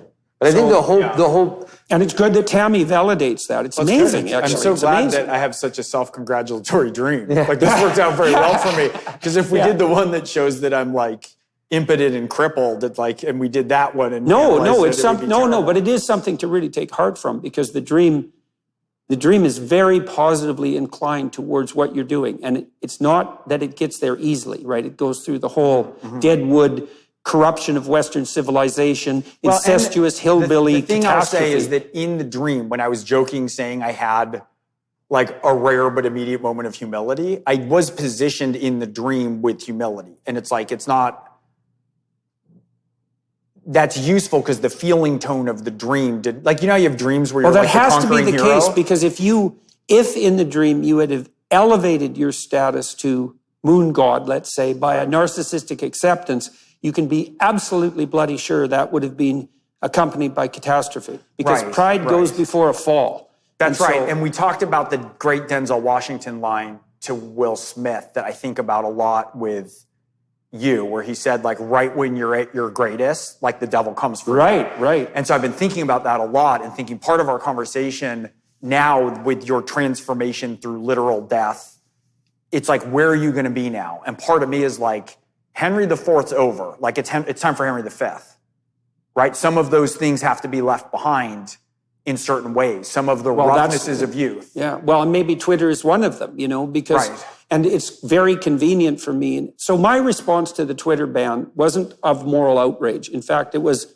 first of all, of stunned amusement that it happened to happen the same day that I announced my partnership with Daily Wire. I just couldn't believe that was so utterly ridiculous, because one of the reasons I felt that, and we negotiated with the Daily Wire for 4 months, and my family and I hashed that out because we did not do this lightly, and we paid attention to every single word in the contract. And so we were on board with it. But one of the reasons for that was, I might run afoul of one of these major social media networks, and then what? Then what happens if YouTube stops me? Now, we have backups and all that, but you get the point. And then it was so propitious, insanely propitious, that the same day I set this up, Twitter said, well, you don't get to talk to people anymore. It's propitious. It's Jungian synchronicity. For me, this one is... Are we done? Enough of the light on I think it's fine. I think the dream is pretty clear. I think that anybody who can think, you can understand that it is in some ways a reflection of your reaction to some of the things that Jordan has said, and also the idea that I think you always viewed Jordan as an ally in a way that you tried to navigate between both sides constantly, to be careful, and that you've always seen that Jordan has been that for you. You've had to defend him many times to the left because you felt like you could trust him. He had your back. You're both able to talk across the lines, and now you're like, oh wait, this is... this isn't happening anymore. Wait, this is breaking down. There's a threat to it. There's a threat. He is moving too much into this side. And so then you are being kind of affirmed as, it's like, it's okay for me to be on the left. Like, even if I'm noticing Jordan going there, it's like, okay, no, I can't let myself get pulled there. I have to be able to pull out. That's smart. And it's like, don't do a bunch of stuff that affirms in its minutia, not as a totality, people's criticism that you're like a dumb person's idea of a smart person. Yeah. It's not true. It's stupid. Well, actually, I don't mind that so much in some sense because...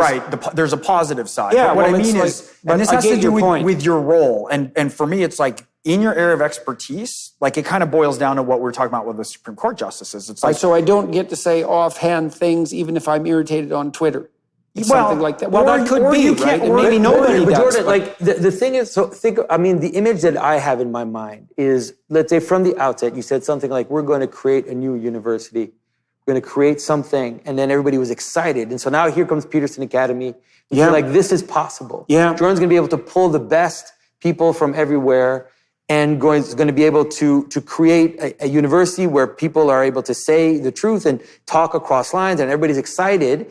And it's like, I am a conservative guy. I'm a right-wing guy. Yeah. But I'm like, I feel Peterson Academy is way more important than like these kinds of partisan, let's say more partisan things, even though I know that I am clearly on one side. Yeah. So it's like, that's what I mean when I said at the beginning that this seems to have something to do with your role. Yeah, yeah. Like that somehow everybody what do you think about Rube? Dave Rubin was talking to us the other night, and he went after Gregg pretty nicely. It was fun. In a very friendly way.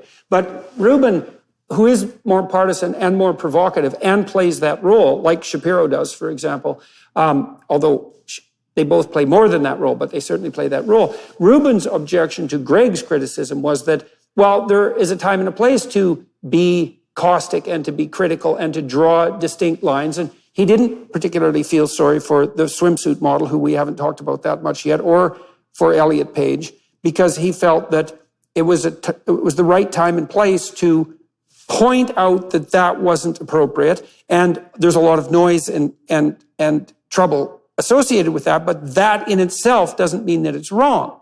And so Dave's job that he should do, being true to himself, is to be that advisor, and he's like a general. Yeah. He should hold that position for you. He should make me earn that at that table. Yeah. That's why he's there, right?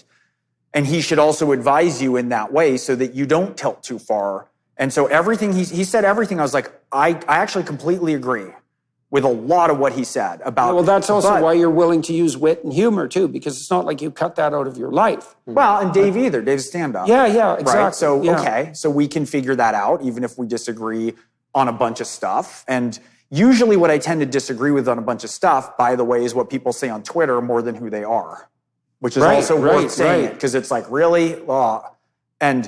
But look, so Dave's doing what he should do, which is say to you, like, think about all this stuff. But I see you as having a different role, and it's precisely what Jonathan is saying. So then how do you embody the positive role? This is a wheat and chaff issue, right? So you're saying, well, it's really good to offer the wheat, and that's the best thing. But then you think, well, yeah, but you have to kind of point out where the chaff is too. But your feeling is that it's way more important to say, here's the wheat, than to denigrate the chaff. I do think that, but I do think also a lot of the stuff was also about the problem with the particular. Like, I do think that that was part of it, especially the swimsuit model issue, where it's like, who's this girl? Like, I don't know who she is. And then all of a sudden she becomes the whirlwind. And like, we saw that happen on the other side, like, think of the Covington kids and that kind of stuff. And we're completely outraged as watching the media, like, destroy this young man. And whether it in a way, it doesn't even matter whether it's real or unreal or whatever. But ultimately, there was a feeling of that, where it's like, this girl, like, we don't know who she is, and all of a sudden she becomes the... I had less sympathy, to be honest, with the Elliot Page, because I also think that there was something bigger, because she is a celebrity and he is a celebrity, whatever. Like, Elliot is a celebrity, and there was something more. But the swimsuit model thing for me was a little bit like, oh, okay. Here's the role thing. And I think this is my proposition that I want to put forth, that I'm fairly confident in, but I'm willing to have it, like, shredded, pecked to death by you. I think that you can have your discerning great father tone. You can wear that more in areas where you have expertise. When you bring that to Black Supreme Court justice or Islam, you are out of your lane, and your lane there should be as a scientist and a clinician and an interlocutor. But if you so there's one of my favorite Jordan moments was I always put him on a chain with a bunch of people who are different thinkers, and like, it almost always ends disastrously. No, that's not true, but it sometimes does. But there's one point we're going back and forth, who's data and who's expert. There's this like mirror game that everyone plays from both sides. Well, your expert's wrong. Well, your study's wrong. Well, you read the data wrong. And it just becomes this exhausting mirrored conversation that Jordan and I are always trying to shatter. But at one point, Jordan said something about IQ testing. And somebody was like, well, who said that? And Jordan was in one of his, like, you must have been in an airport with Tammy losing your mind, because Jordan was like, I did. I said it. I have been studying this field for 35 years. I've published 200 peer-reviewed things. I've created an entire company that focuses on the testing. I've cut the data every way. I've looked at it in any conceivable way. And basically, it is a topic on which he is legitimately one of the world's leading experts on it. And you are angry. And it was like, man, fair enough. I don't care what your tone is. I don't care that you phrase it soft. You were like dead on, and you were lying. This gets us into another problem too, which is, if we all have to deal with global issues in some sense, right? Especially now, because we're increasingly globalized, and the globe is tilting in the way that structure in your dream was tilting. But the problem is that we're all too ignorant to do that. And so one of the things I learned when I worked on this UN committee, for example, which was the committee that produced the report on sustainable development, for better or for worse, we like to think that it was maybe a better document. I mean, the people I worked with in Canada, but because we were involved. But it still it was part of the process that tangled everybody up into this globalist utopian catastrophe that we're in at the moment. So in any case, one of the things I learned is, well, no one knows how to do this. Mm-hmm. You know, how do we... Sustainable development. It's like, well, oh yeah, that's a good aim, but the devil is definitely in the details. And so to even address issues like this, you have to risk leaping out of your bailiwick. And so there has to be a daring that's associated with that. Yes. But then the danger is, well, what do you know enough about the details? And the answer is, well, so it's easy. No. It's like, what's the answer to everything? Is more responsibility and more humility. And so the further you move off your base... Why isn't it like cocaine and hookers, Gregg? Oh my goodness. Because you decided to become a conservative. So I have to talk to you like this. Oh, yeah, okay. Yeah, you want cocaine and hookers? What is it? Responsibility and humility? Right. Well, so the further you are off your base, the more you have to be cognizant. Yeah, well, and I get a lot of comments like that on Twitter, or on YouTube. It's like, well, now you're an expert in this, and now you're an expert in this. To me, the ultimate when you see one 100 of that comments like that, was like, it's like Islam. It's like, really, that's what you're going to wade into now and not run it by, like, how many liberals, not even liberals is dumb, because a lot of the Muslims in the world who we need a lot right now are the moderates in the Muslim world. Well, they're the ones. No, maybe not even the moderates. You need the people who are willing to talk. And so one of the guys I talked to was a leader who I'm going to talk to again in the UK in the aftermath of this message. By the way, good. So he's a young leader of the more traditional Muslims, and so I wouldn't call them moderate. Yeah. But what was so cool, because we went back and forth a lot before we talked, and I didn't talk to him a couple of times because I was sick. And then some bullying came out of that directed to me. And then I thought, well, if that's going to be the situation, I'm not going to talk at all. But then I thought, well, those are his followers and forget it. And then he got in a fight with Douglas Murray, which I wasn't very happy about. So I thought about scrapping the whole thing. And so... Who wants to get in a fight with Douglas Murray? Well, no, Douglas it's a is bad like idea. the last person I want to get in a fight with. It's a bad idea. Yeah. So... But I did go ahead with the conversation, and it was kind of awkward and contentious to begin with. But what was so cool, the conversation straightened out. We had a real conversation. But what was so cool was that, like, a lot of people watched it, and most of them were Muslim, and a lot of them were traditionalists. All the comments were, I'm so glad we're having the conversation. And so it's probably not moderates exactly, because that implies it's the wrong word. Let me withdraw the word. What I mean is that moderates who have an interest in free ideas and democracy, like the most useful people for me right now to get a handle on how to fix America are Muslims who, so they're not hysterical when things are happening. Right, Muslims, it's not a monolith. It's like Latinos, right? Like the big joke was that Biden won the Latinx vote and Trump won the Latino vote. And it's like this notion that Latinos are a monolith is in, like, do you have Mexican friends and family? Talk to them, then talk to their parents, then talk to their grandparents. Like, it's a no-brainer. If you're off Twitter, the Latino community is complicated and there's all sorts of different variations. If you're Cuban right, anyways, we don't have to belabor it. But with Muslims, there's a core set of traditional values. Yeah. There's more of a matriarchy in some of these cultures than we would think from the outside. There's a very empowered role for women to play. And so in the negotiation, Muslim women a lot, they're used to standing up with and negotiating with strong men as one word, but also strong men in a positive way. And that means they're really strong women. And it's incredible level of insight to be like, oh, so you're trying to negotiate the balance between freedoms and law and rights right now? We've been doing that for a while. And so that's part of it where there's an exposure into more Muslim thinkers of different stripes, I think that's very important. Well, okay, so I'm going to say in my own defense, in some sense, that I was willing to do this badly. Because, like, what do I know about Islam? I mean, and I can't even know about it in some sense, in some real sense, because it's so complicated.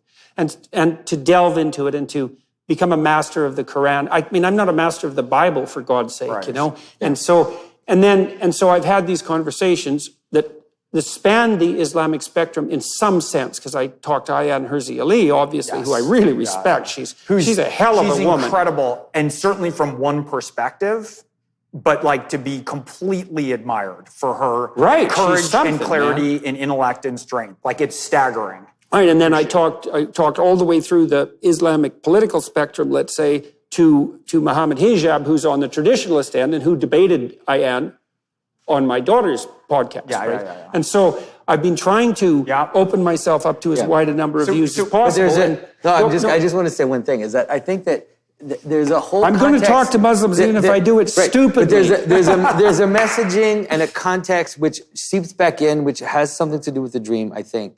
And it has something to do with the strange fact that you sign up with Daily Wire and then you put out a message to Muslims. And that cannot be ignored, that the context of that. And everybody understands Daily Wire's positioning. Keep commenting, where's the message to the Jews? Yeah. And I think, delete. Yeah. But I get the point. I'm still waiting, Jordan. Yeah. Still waiting. So here's the thing that's interesting. You guys can generate your own damn message. Okay. Like you have forever. We don't suck at storytelling. No. Yeah, I mean, okay, so for me, the solution is there. The solution is what we're doing now. Yes, right. But how much of that has to be done post hoc? Like, yes. But what I'm saying is when you say, okay, so I did it stupidly. Your humility and willingness to sit here and have this conversation, right, and be it's just because I think I can take you in the final. I know. But the willingness to do that, to my mind, is all that's required.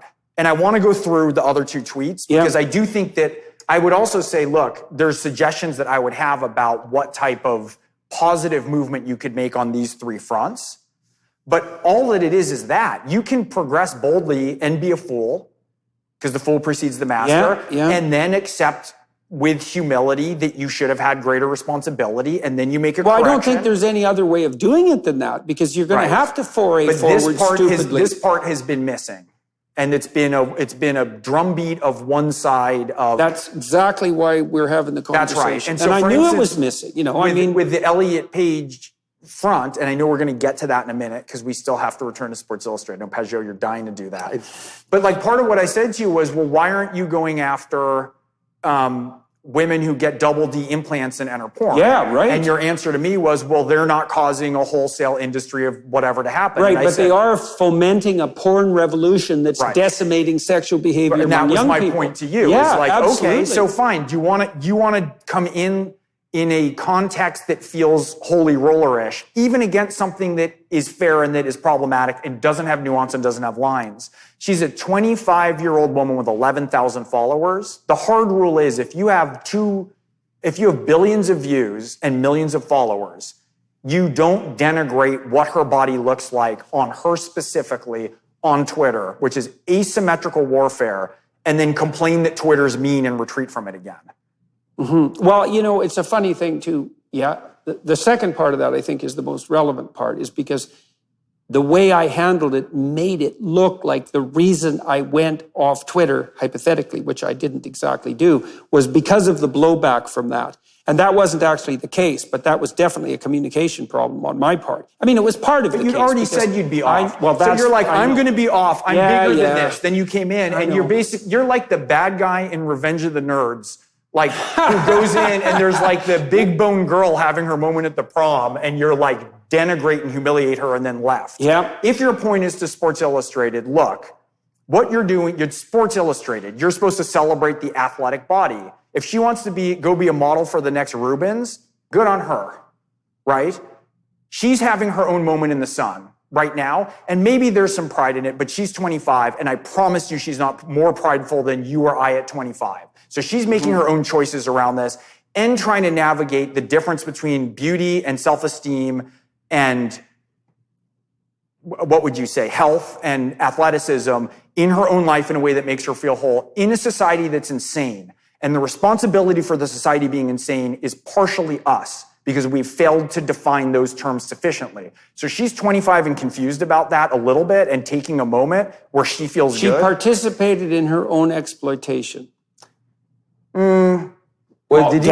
definitely did that. Now, you could say, even by the lights of the argument that you just laid out, is that that's forgivable at her age and with that opportunity beckoning, and why would you expect the kind of wisdom that would be able to negotiate that at that age? And that still doesn't justify the fact that you went after her and that you went after her personally. The point, I think you're on worse ground than when you said it's Sports Illustrated, because part of it you could say, look, let's say you have... I think this is a weaker point. It is weaker, I think. Right, but it's not nothing. So when I talk to my daughter about this, for example, she says, yeah, I don't feel sorry for this girl because she's putting forward an image of obesity as positive, and it's not positive, and it's not. So were you outraged by the string of endless heroin chic, like white Kate Moss models? Yes. Because I dealt with people that had eating disorders. Great. Did you have access to Twitter that you brought the fury of the insane modern world? That was a while ago, right. But it doesn't matter. You have more responsibility now. And you brought the fury of the world, of the insane world of Twitter,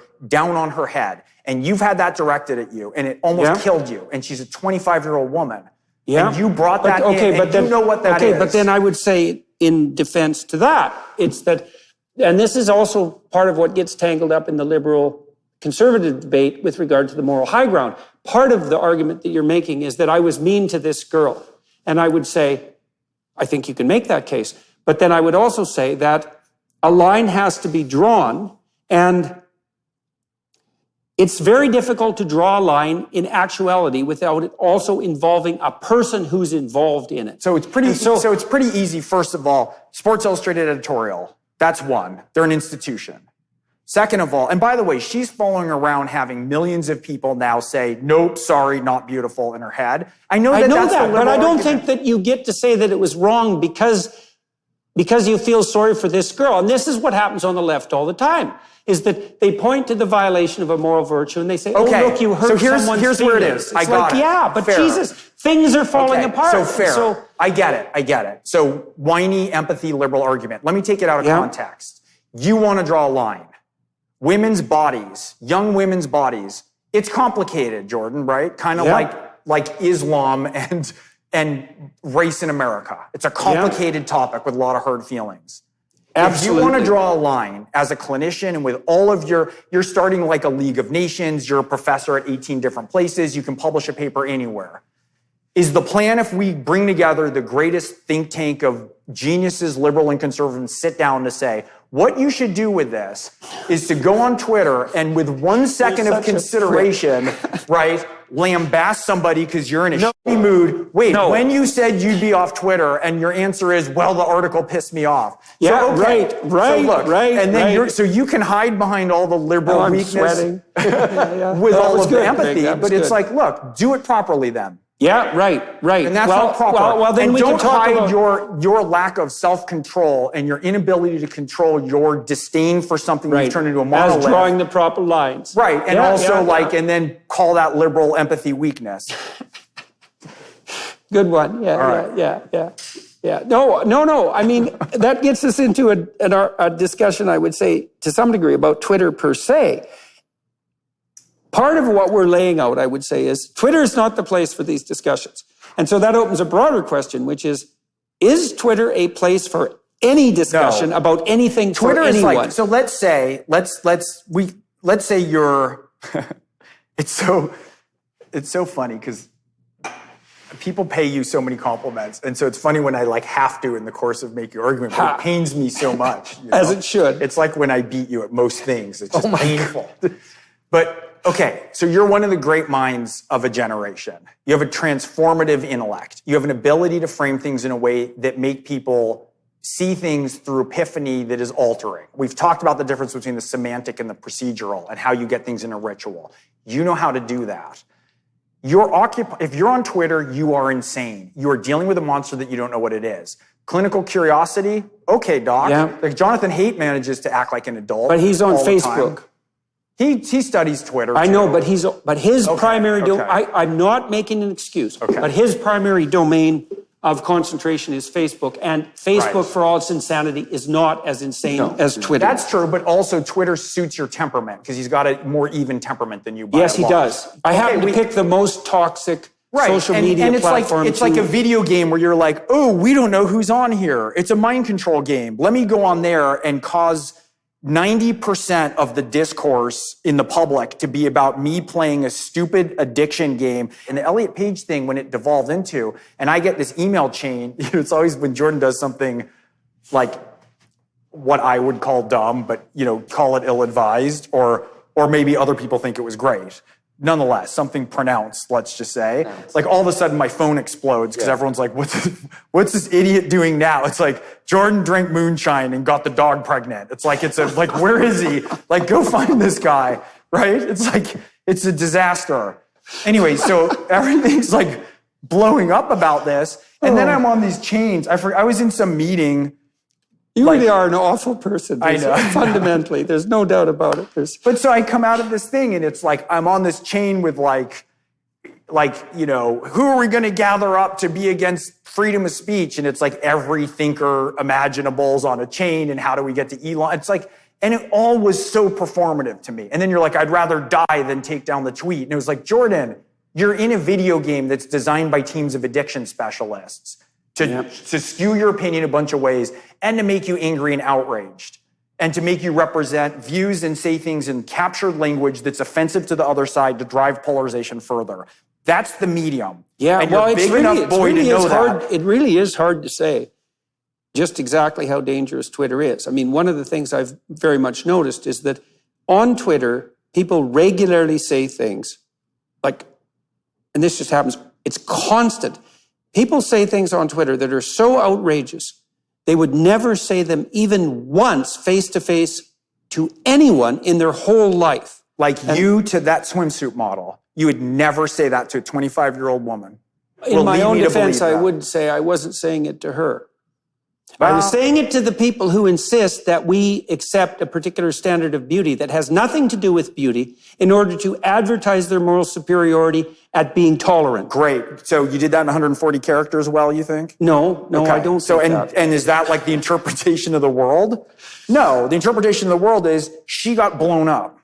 No, that isn't all that happened, though, because there was also... That isn't one all thing that happened yes, is that's that... one of the things that happened. But you made a choice with 1 second delay. So there's different responses. Yeah, well, so Elliot part of me is saying, Elliot, look, yes, but, you know, well, there was this subversion of beauty to the presumption it wasn't of tolerance. and it wasn't only a subversion of beauty, but it was clearly a marketing decision on their part. They made a YouTube video where they show how they tell her that she's on the cover, and obviously everybody's surprised, and they're filming her being surprised because they know that this is a marketing ploy to virtue signal to the world. So do both then. It's like, look, for me, it's like, which dog do you feed, right? You have Justice Jackson. She said one thing you thought was dumb. You've said, just by dint of this conversation, a score of things that I think are dumb. Probably some in the conversation itself. Well, and me too, right? It's like you could go back and rewind this and write me a manic email tonight and take my head off. The moonshine dog comment, for example. The what? The moon shifter. Let's not bring it back up. How about that? Oh, yeah, that one. We'll cut that and add. That doesn't need to go out on the Daily Wire. I don't, after we talked about showing greater discretion. But look, part of that is the point, though, because one of the things you said that I thought was valid is you said, look, you have to work up a certain amount of vehemence to go up against the world. And that's true with this conversation with me. And part of it is I was like, look, I can't not make jokes that, I could if I was better than I am. But I have to get up ahead. Stop doing that. And I have to get up ahead of steam. Yeah. And it doesn't mean I feel that vehemently in some great moral sense. There's tons of, you come back constantly and cut down my argument to size, as you should. But so part of what you were saying is there's a certain amount of vehemence that I need to enter the marketplace, especially newly out of a healing crisis in which you died. Well, with these pre-prepared, more journalistic pieces that I've done, some of with the Daily Wire, I was doing them before. I read them, and people are less happy about that in some sense, because it's not spontaneous. But I want to think through the argument, partly to address some of the issues we're describing. But then, for example, I recorded one this week, which was a criticism, let's say, of the Trudeau government. And there's like 100 criticisms in the article. And it takes very much effort to lay out an argument like that's 100 criticisms, and then to face down the government in some real sense. And it's very difficult to do that without building up somewhat of a head of steam. That's right. It's like, because it'd be easier just to lay in bed and read a Stephen King novel or something. Right. Much easier. Which is like the best thing that we should all be doing right now instead of this. Yes. However, I totally agree. And so the standard for me, and that's the balance between what Ruben was saying, was wisely saying, right? Because the point isn't that we cut you down to size and we take your rough edges off and we moderate you. That's what people think with moderation. Yeah, well, that's the compromise issue. But we don't want to compromise. We want transcendent. Yeah. And transcendent is if you think long enough, you get to something that the majority of sane people can agree on and subjugate themselves to have something to aim at. Yeah. And that's the work that needs to be done. So if you take a misstep because you're human and because you're doing stuff that's incredible and because you're under an amazing amount of pressure and because at different times your brain's broken or revved wrong, all that matters is the humility which you're doing to address the complexity of it and not do one of those like hostage prison fake apologies. But like there's a certain set of things that you could do to say, like, maybe you do owe that young woman an apology. I don't know. It's something to think about. What's the most important is that you're willing to hear the fact that you should and entertain that as a realistic option. You can do whatever you want. I scoured my conscience, I would say, on these tweet fronts in some sense.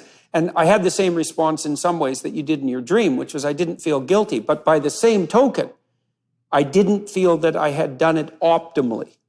Right. And so, the issue here is these things, and maybe that's and you the can't sin in and of apologize, itself. and you won't apologize to a mob. If you apologize to a mob, you're a coward. Yeah.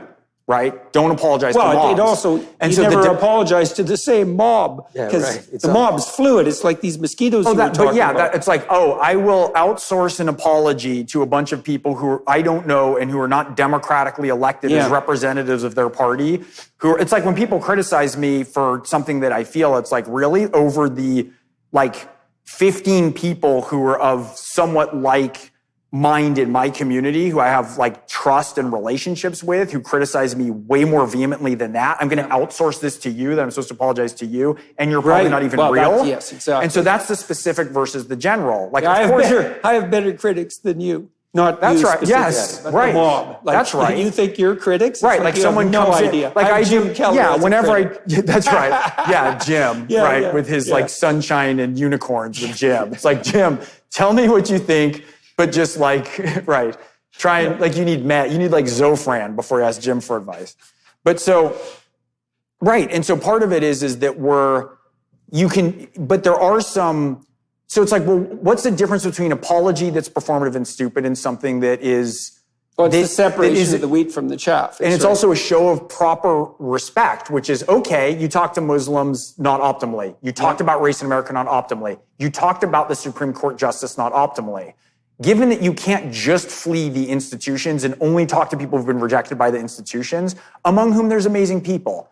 You have Brett Weinstein, you have James Orr's not, you know what I mean? But close enough, man. Right. But I mean, you have incredible people.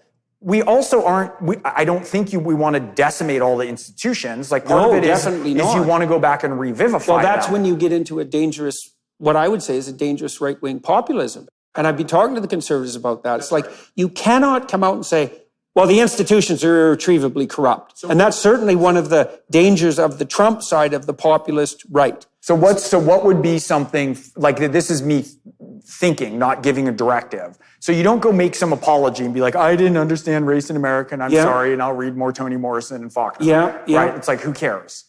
But what you could do is to take steps to ensure that Justice Jackson, who, whether you agree with her or not, and whether you agree with all the political idiocy that surrounded her, and maybe one dumb answer, is received in company that's around you with the due measure of respect and admiration that she deserves, and deserves to be disagreed with on other tenets. That's the thing that's owed for, I think. You and I have been trying to do those sorts of things where we have the ability, because we've been trying to bring respectable Democrats into the conservative discussion. And I would say, and you can say what you want about this, because I'd be interested to hear, but I think we've had more trouble finding Democrats who are willing to do that than we've been having trouble finding conservatives who will invite them to do that. Certain conservatives on the invite. I have no trouble with a whole tranche of conservatives. There's certain red lines it's very hard to draw people across to. That's fine. Other conservatives is much easier. I think we should not go into that. So shall we close up with the Elliot Page tweet? I think that we've talked about it all through. Yeah, we have. And I think that, I don't know if there's more to really add. Well, so here's it with me. I mean, choose your words carefully. Choose your words carefully. Criminal physician has a bunch of connotations.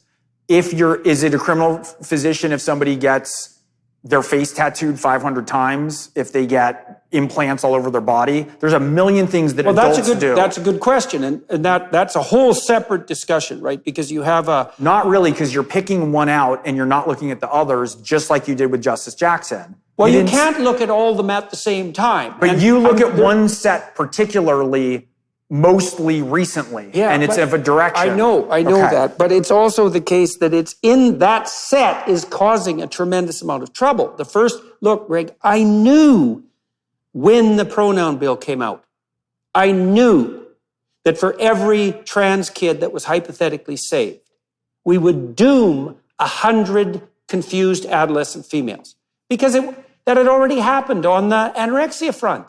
It was like, if you knew the literature, it was obvious what was going to happen. And so there is an element of the argument that's like, well, where do adults have the right to draw the line with regards to their own surgical transformation? Perfectly reasonable thing to debate. To what degree can physicians be complicit in this? Because there is a Hippocratic oath problem there. Is just because someone wants horns implanted in their head, which people have had done, doesn't mean the physician has a moral right to do that. And I know that those lines have to be drawn. And the issue with regard to surgical enhancement, say sexual surgical enhancement, is also another borderline. But there is a line here. It's like we're enticing young people with this fluidity issue. We're enticing young people to sterilize and mutilate themselves. And not just a few, a lot. And the incidence has skyrocketed to the point where yesterday, the day before, the UK closed its primary gender transformation clinic. It's like, so this is not just a difference in degree. It's a difference in porn, kind. it isn't. With what? With porn, it's kind.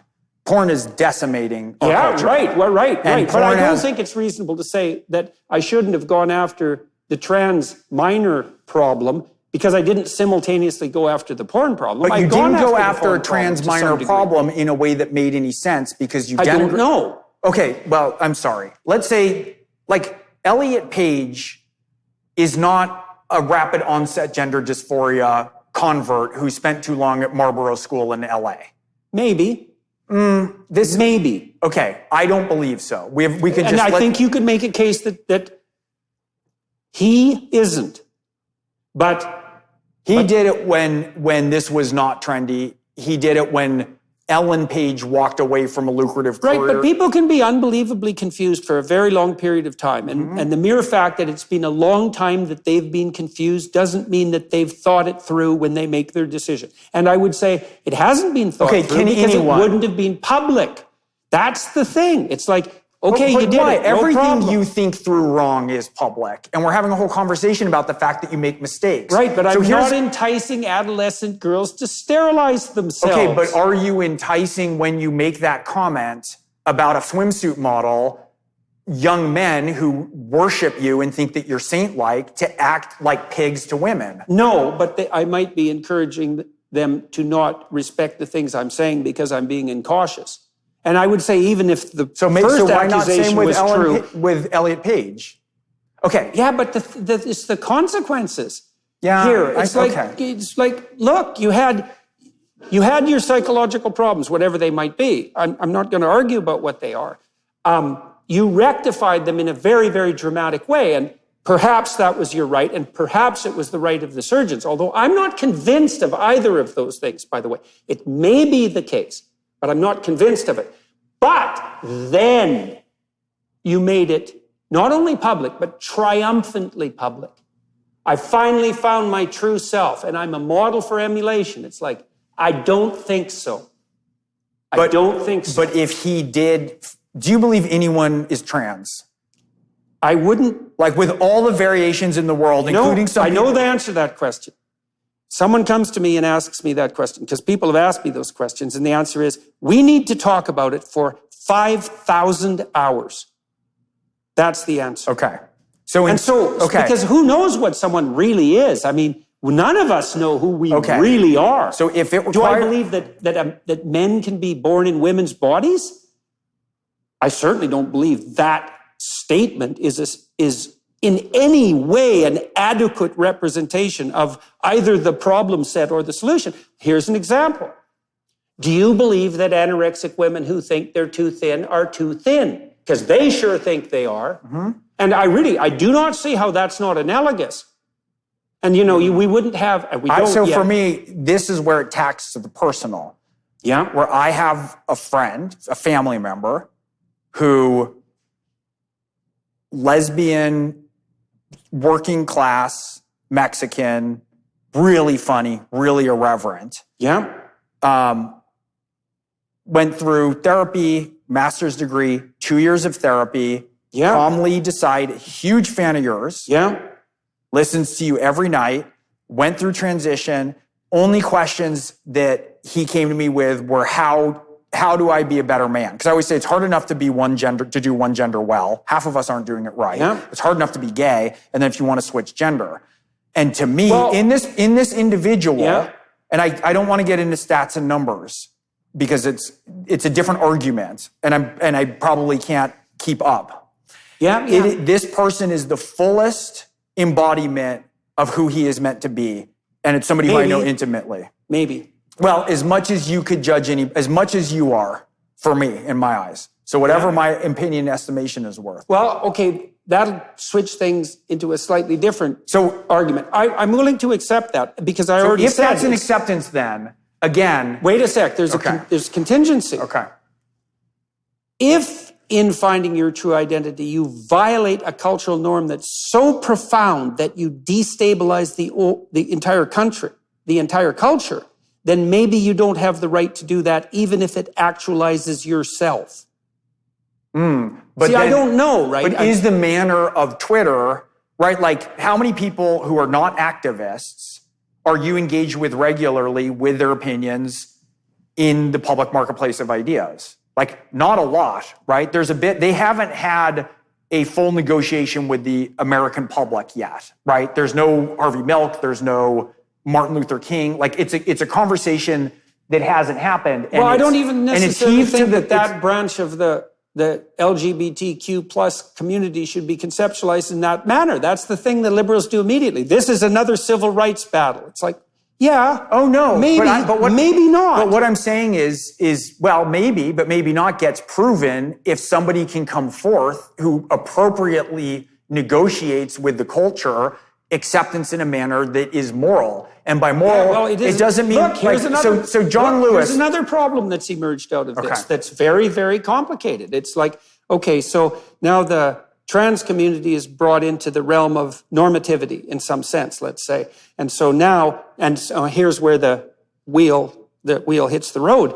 So now you're a 10-year-old and you're wondering about your gender identity and your sexuality, or maybe you're 11, and you're confused because maybe you're a pretty feminine boy, and maybe you're tilted biologically towards being homosexual, and now the conversation is, well, maybe you should be castrated.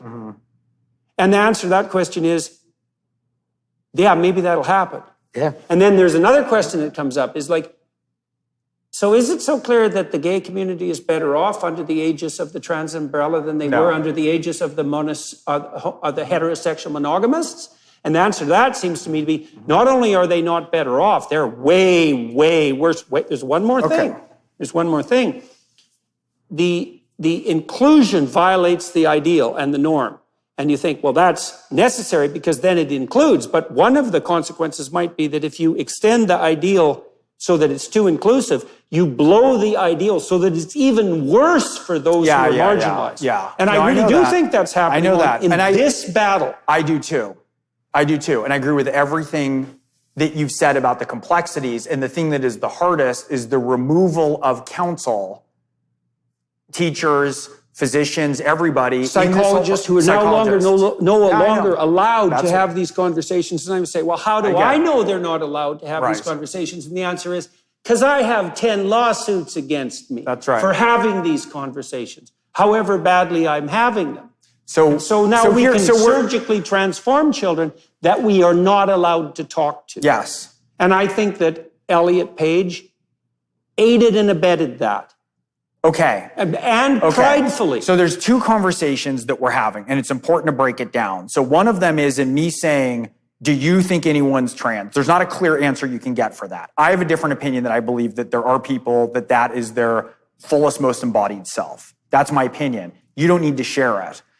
Well, I would just say I don't know because I'd have to talk to them. Great. So talk to them. And then, I mean, people have all sorts of weird identities, so God only knows. So part of it for me, and then there's the whole issue of how it's moving through the culture, which I do not want to defend because I don't agree with it. Mm-hmm. So I don't want to get pulled into a defense from me saying this of you saying, well, that's what you liberals do all the time. You bring it in and you normalize it and you pull it and then you decimate what the norm is. I'm saying, there's some advantages to bringing in the margins into the center to the degree that you can manage it. But what I'm saying is that is a conversation that has gone too fast, given Twitter and the pace of conversation. Like, if you're blowing up Dave Chappelle, right? Yeah, right. And Dave Chappelle is like... Especially for that comedy performance. Did you listen to it? You think he's anti-trans? Are you utterly clueless? I would never hesitate to have Dave Chappelle at my house with my transgender godson at the table and think it would be anything. He's like the most soulful jester of the court.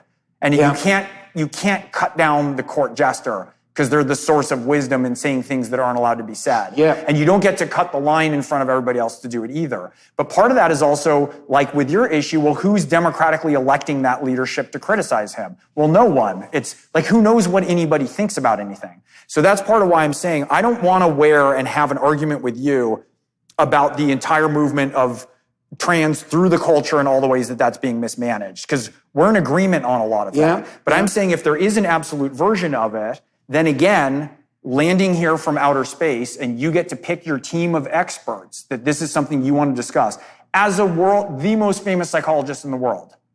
Yeah, well, I think part of the moral of the story is, and this might be the fundamental issue, is Twitter is not the place to have a discussion about serious And when things. you said... I think maybe, because we did want to wrap up. We should wrap up. Let me get one thing in, and then I want your wrap up. Okay. And so how you did it was imprecise, because it was like everyone was confused about it. If you want a real solution, in some ways I think any real solution has to involve both instead of just like crushing and subverting. Yeah. So who would be a really interesting conversation like this one for you to have is if you and Elliot Page reset in another timeline. I have someone in the UK I think I can talk to. And you're willing to say, you know what it's like, if I take you at your word, of what it feels like to be trapped in the wrong body. Here's kind of what's happening. What are your concerns? Yeah, well, that's what I did with Ruben on the issue of gay parenting. That's right. Yeah. It's a missed opportunity to do the thing that you are in many regards best suited to do, which is say, okay, well, where's your line and where's my line? And here's a bunch of concern. And you have concern too if a bunch of kids, if there's a wave of rapid onset gender dysphoria and a whole bunch of kids are having hormonal conversions that are irreversible before they're ready, you don't want them stuck in the wrong body. What's the balance? Where do you think the balance is? Yep. Pulling out from the details of the different tweets and the different messages that have come out, I think that one of the things that Gregg is expressing, and I think that there are actually, you would be surprised to know that he's not just expressing it from the left. Like there's also, I know conservative right-wing people that have expressed just a concern about role. And that is something that you have to decide also what your role is, because the way in which many of us perceive you is a role which is able to be raised up above the fray of politics without being afraid of getting into politics, but is able to raise up above the fray of politics and is able to kind of cross over and disarm each side to a certain extent.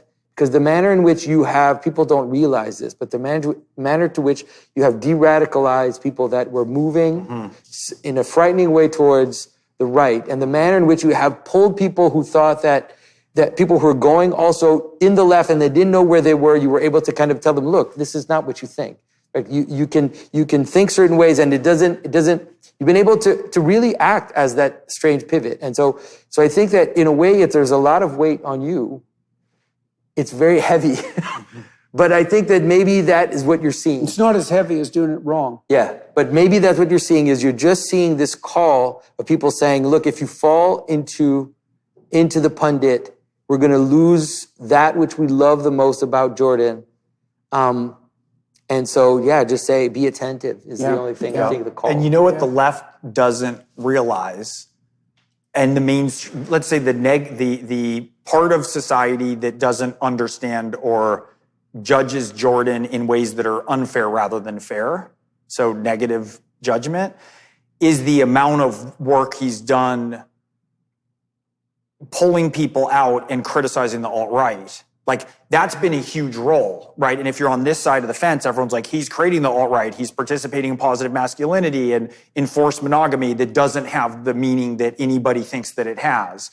But there's whole podcasts where you're speaking to the alt-right in a manner that is unbelievably critical and offering a different path out. And you had one person who wrote you a letter last time we were there that I don't think you've talked about publicly. A high schooler who literally was going to be a high school shooter, who said, I was going to go shoot up my high school, and I listened to you and I didn't shoot up my high school. And I thought, and got help and was in appropriate hands at that point. And I thought,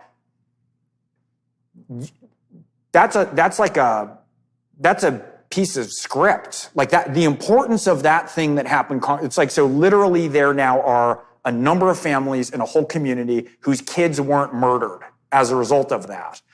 And so if there's certain things people are worried about, you always say if you're afraid of weak men, if you're afraid of strong men, you should be terrified of what weak men can accomplish. And so that's the part of it. And so that's why these small, seemingly small, corruptions in the facade, where it's like you're not being gentlemanly, you're not being this. It feels nitpicky in the face of so much of what you're doing, but it's the details matter. The details matter. And that's why Elliot Page and the swimsuit model matter. That's right.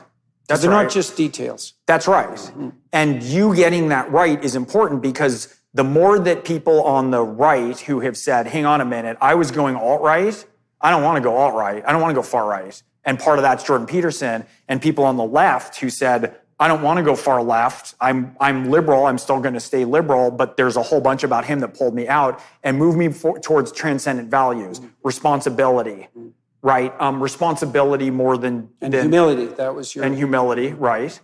And love, and community. That's what we're trying to do with this conversation. That's right. It's responsible humility on both our parts, on all of our parts, is to engage in the discussion in good faith and see if we can figure out how to do this better moving forward. Jonathan's been insufferable, but I think we did a good job on that front.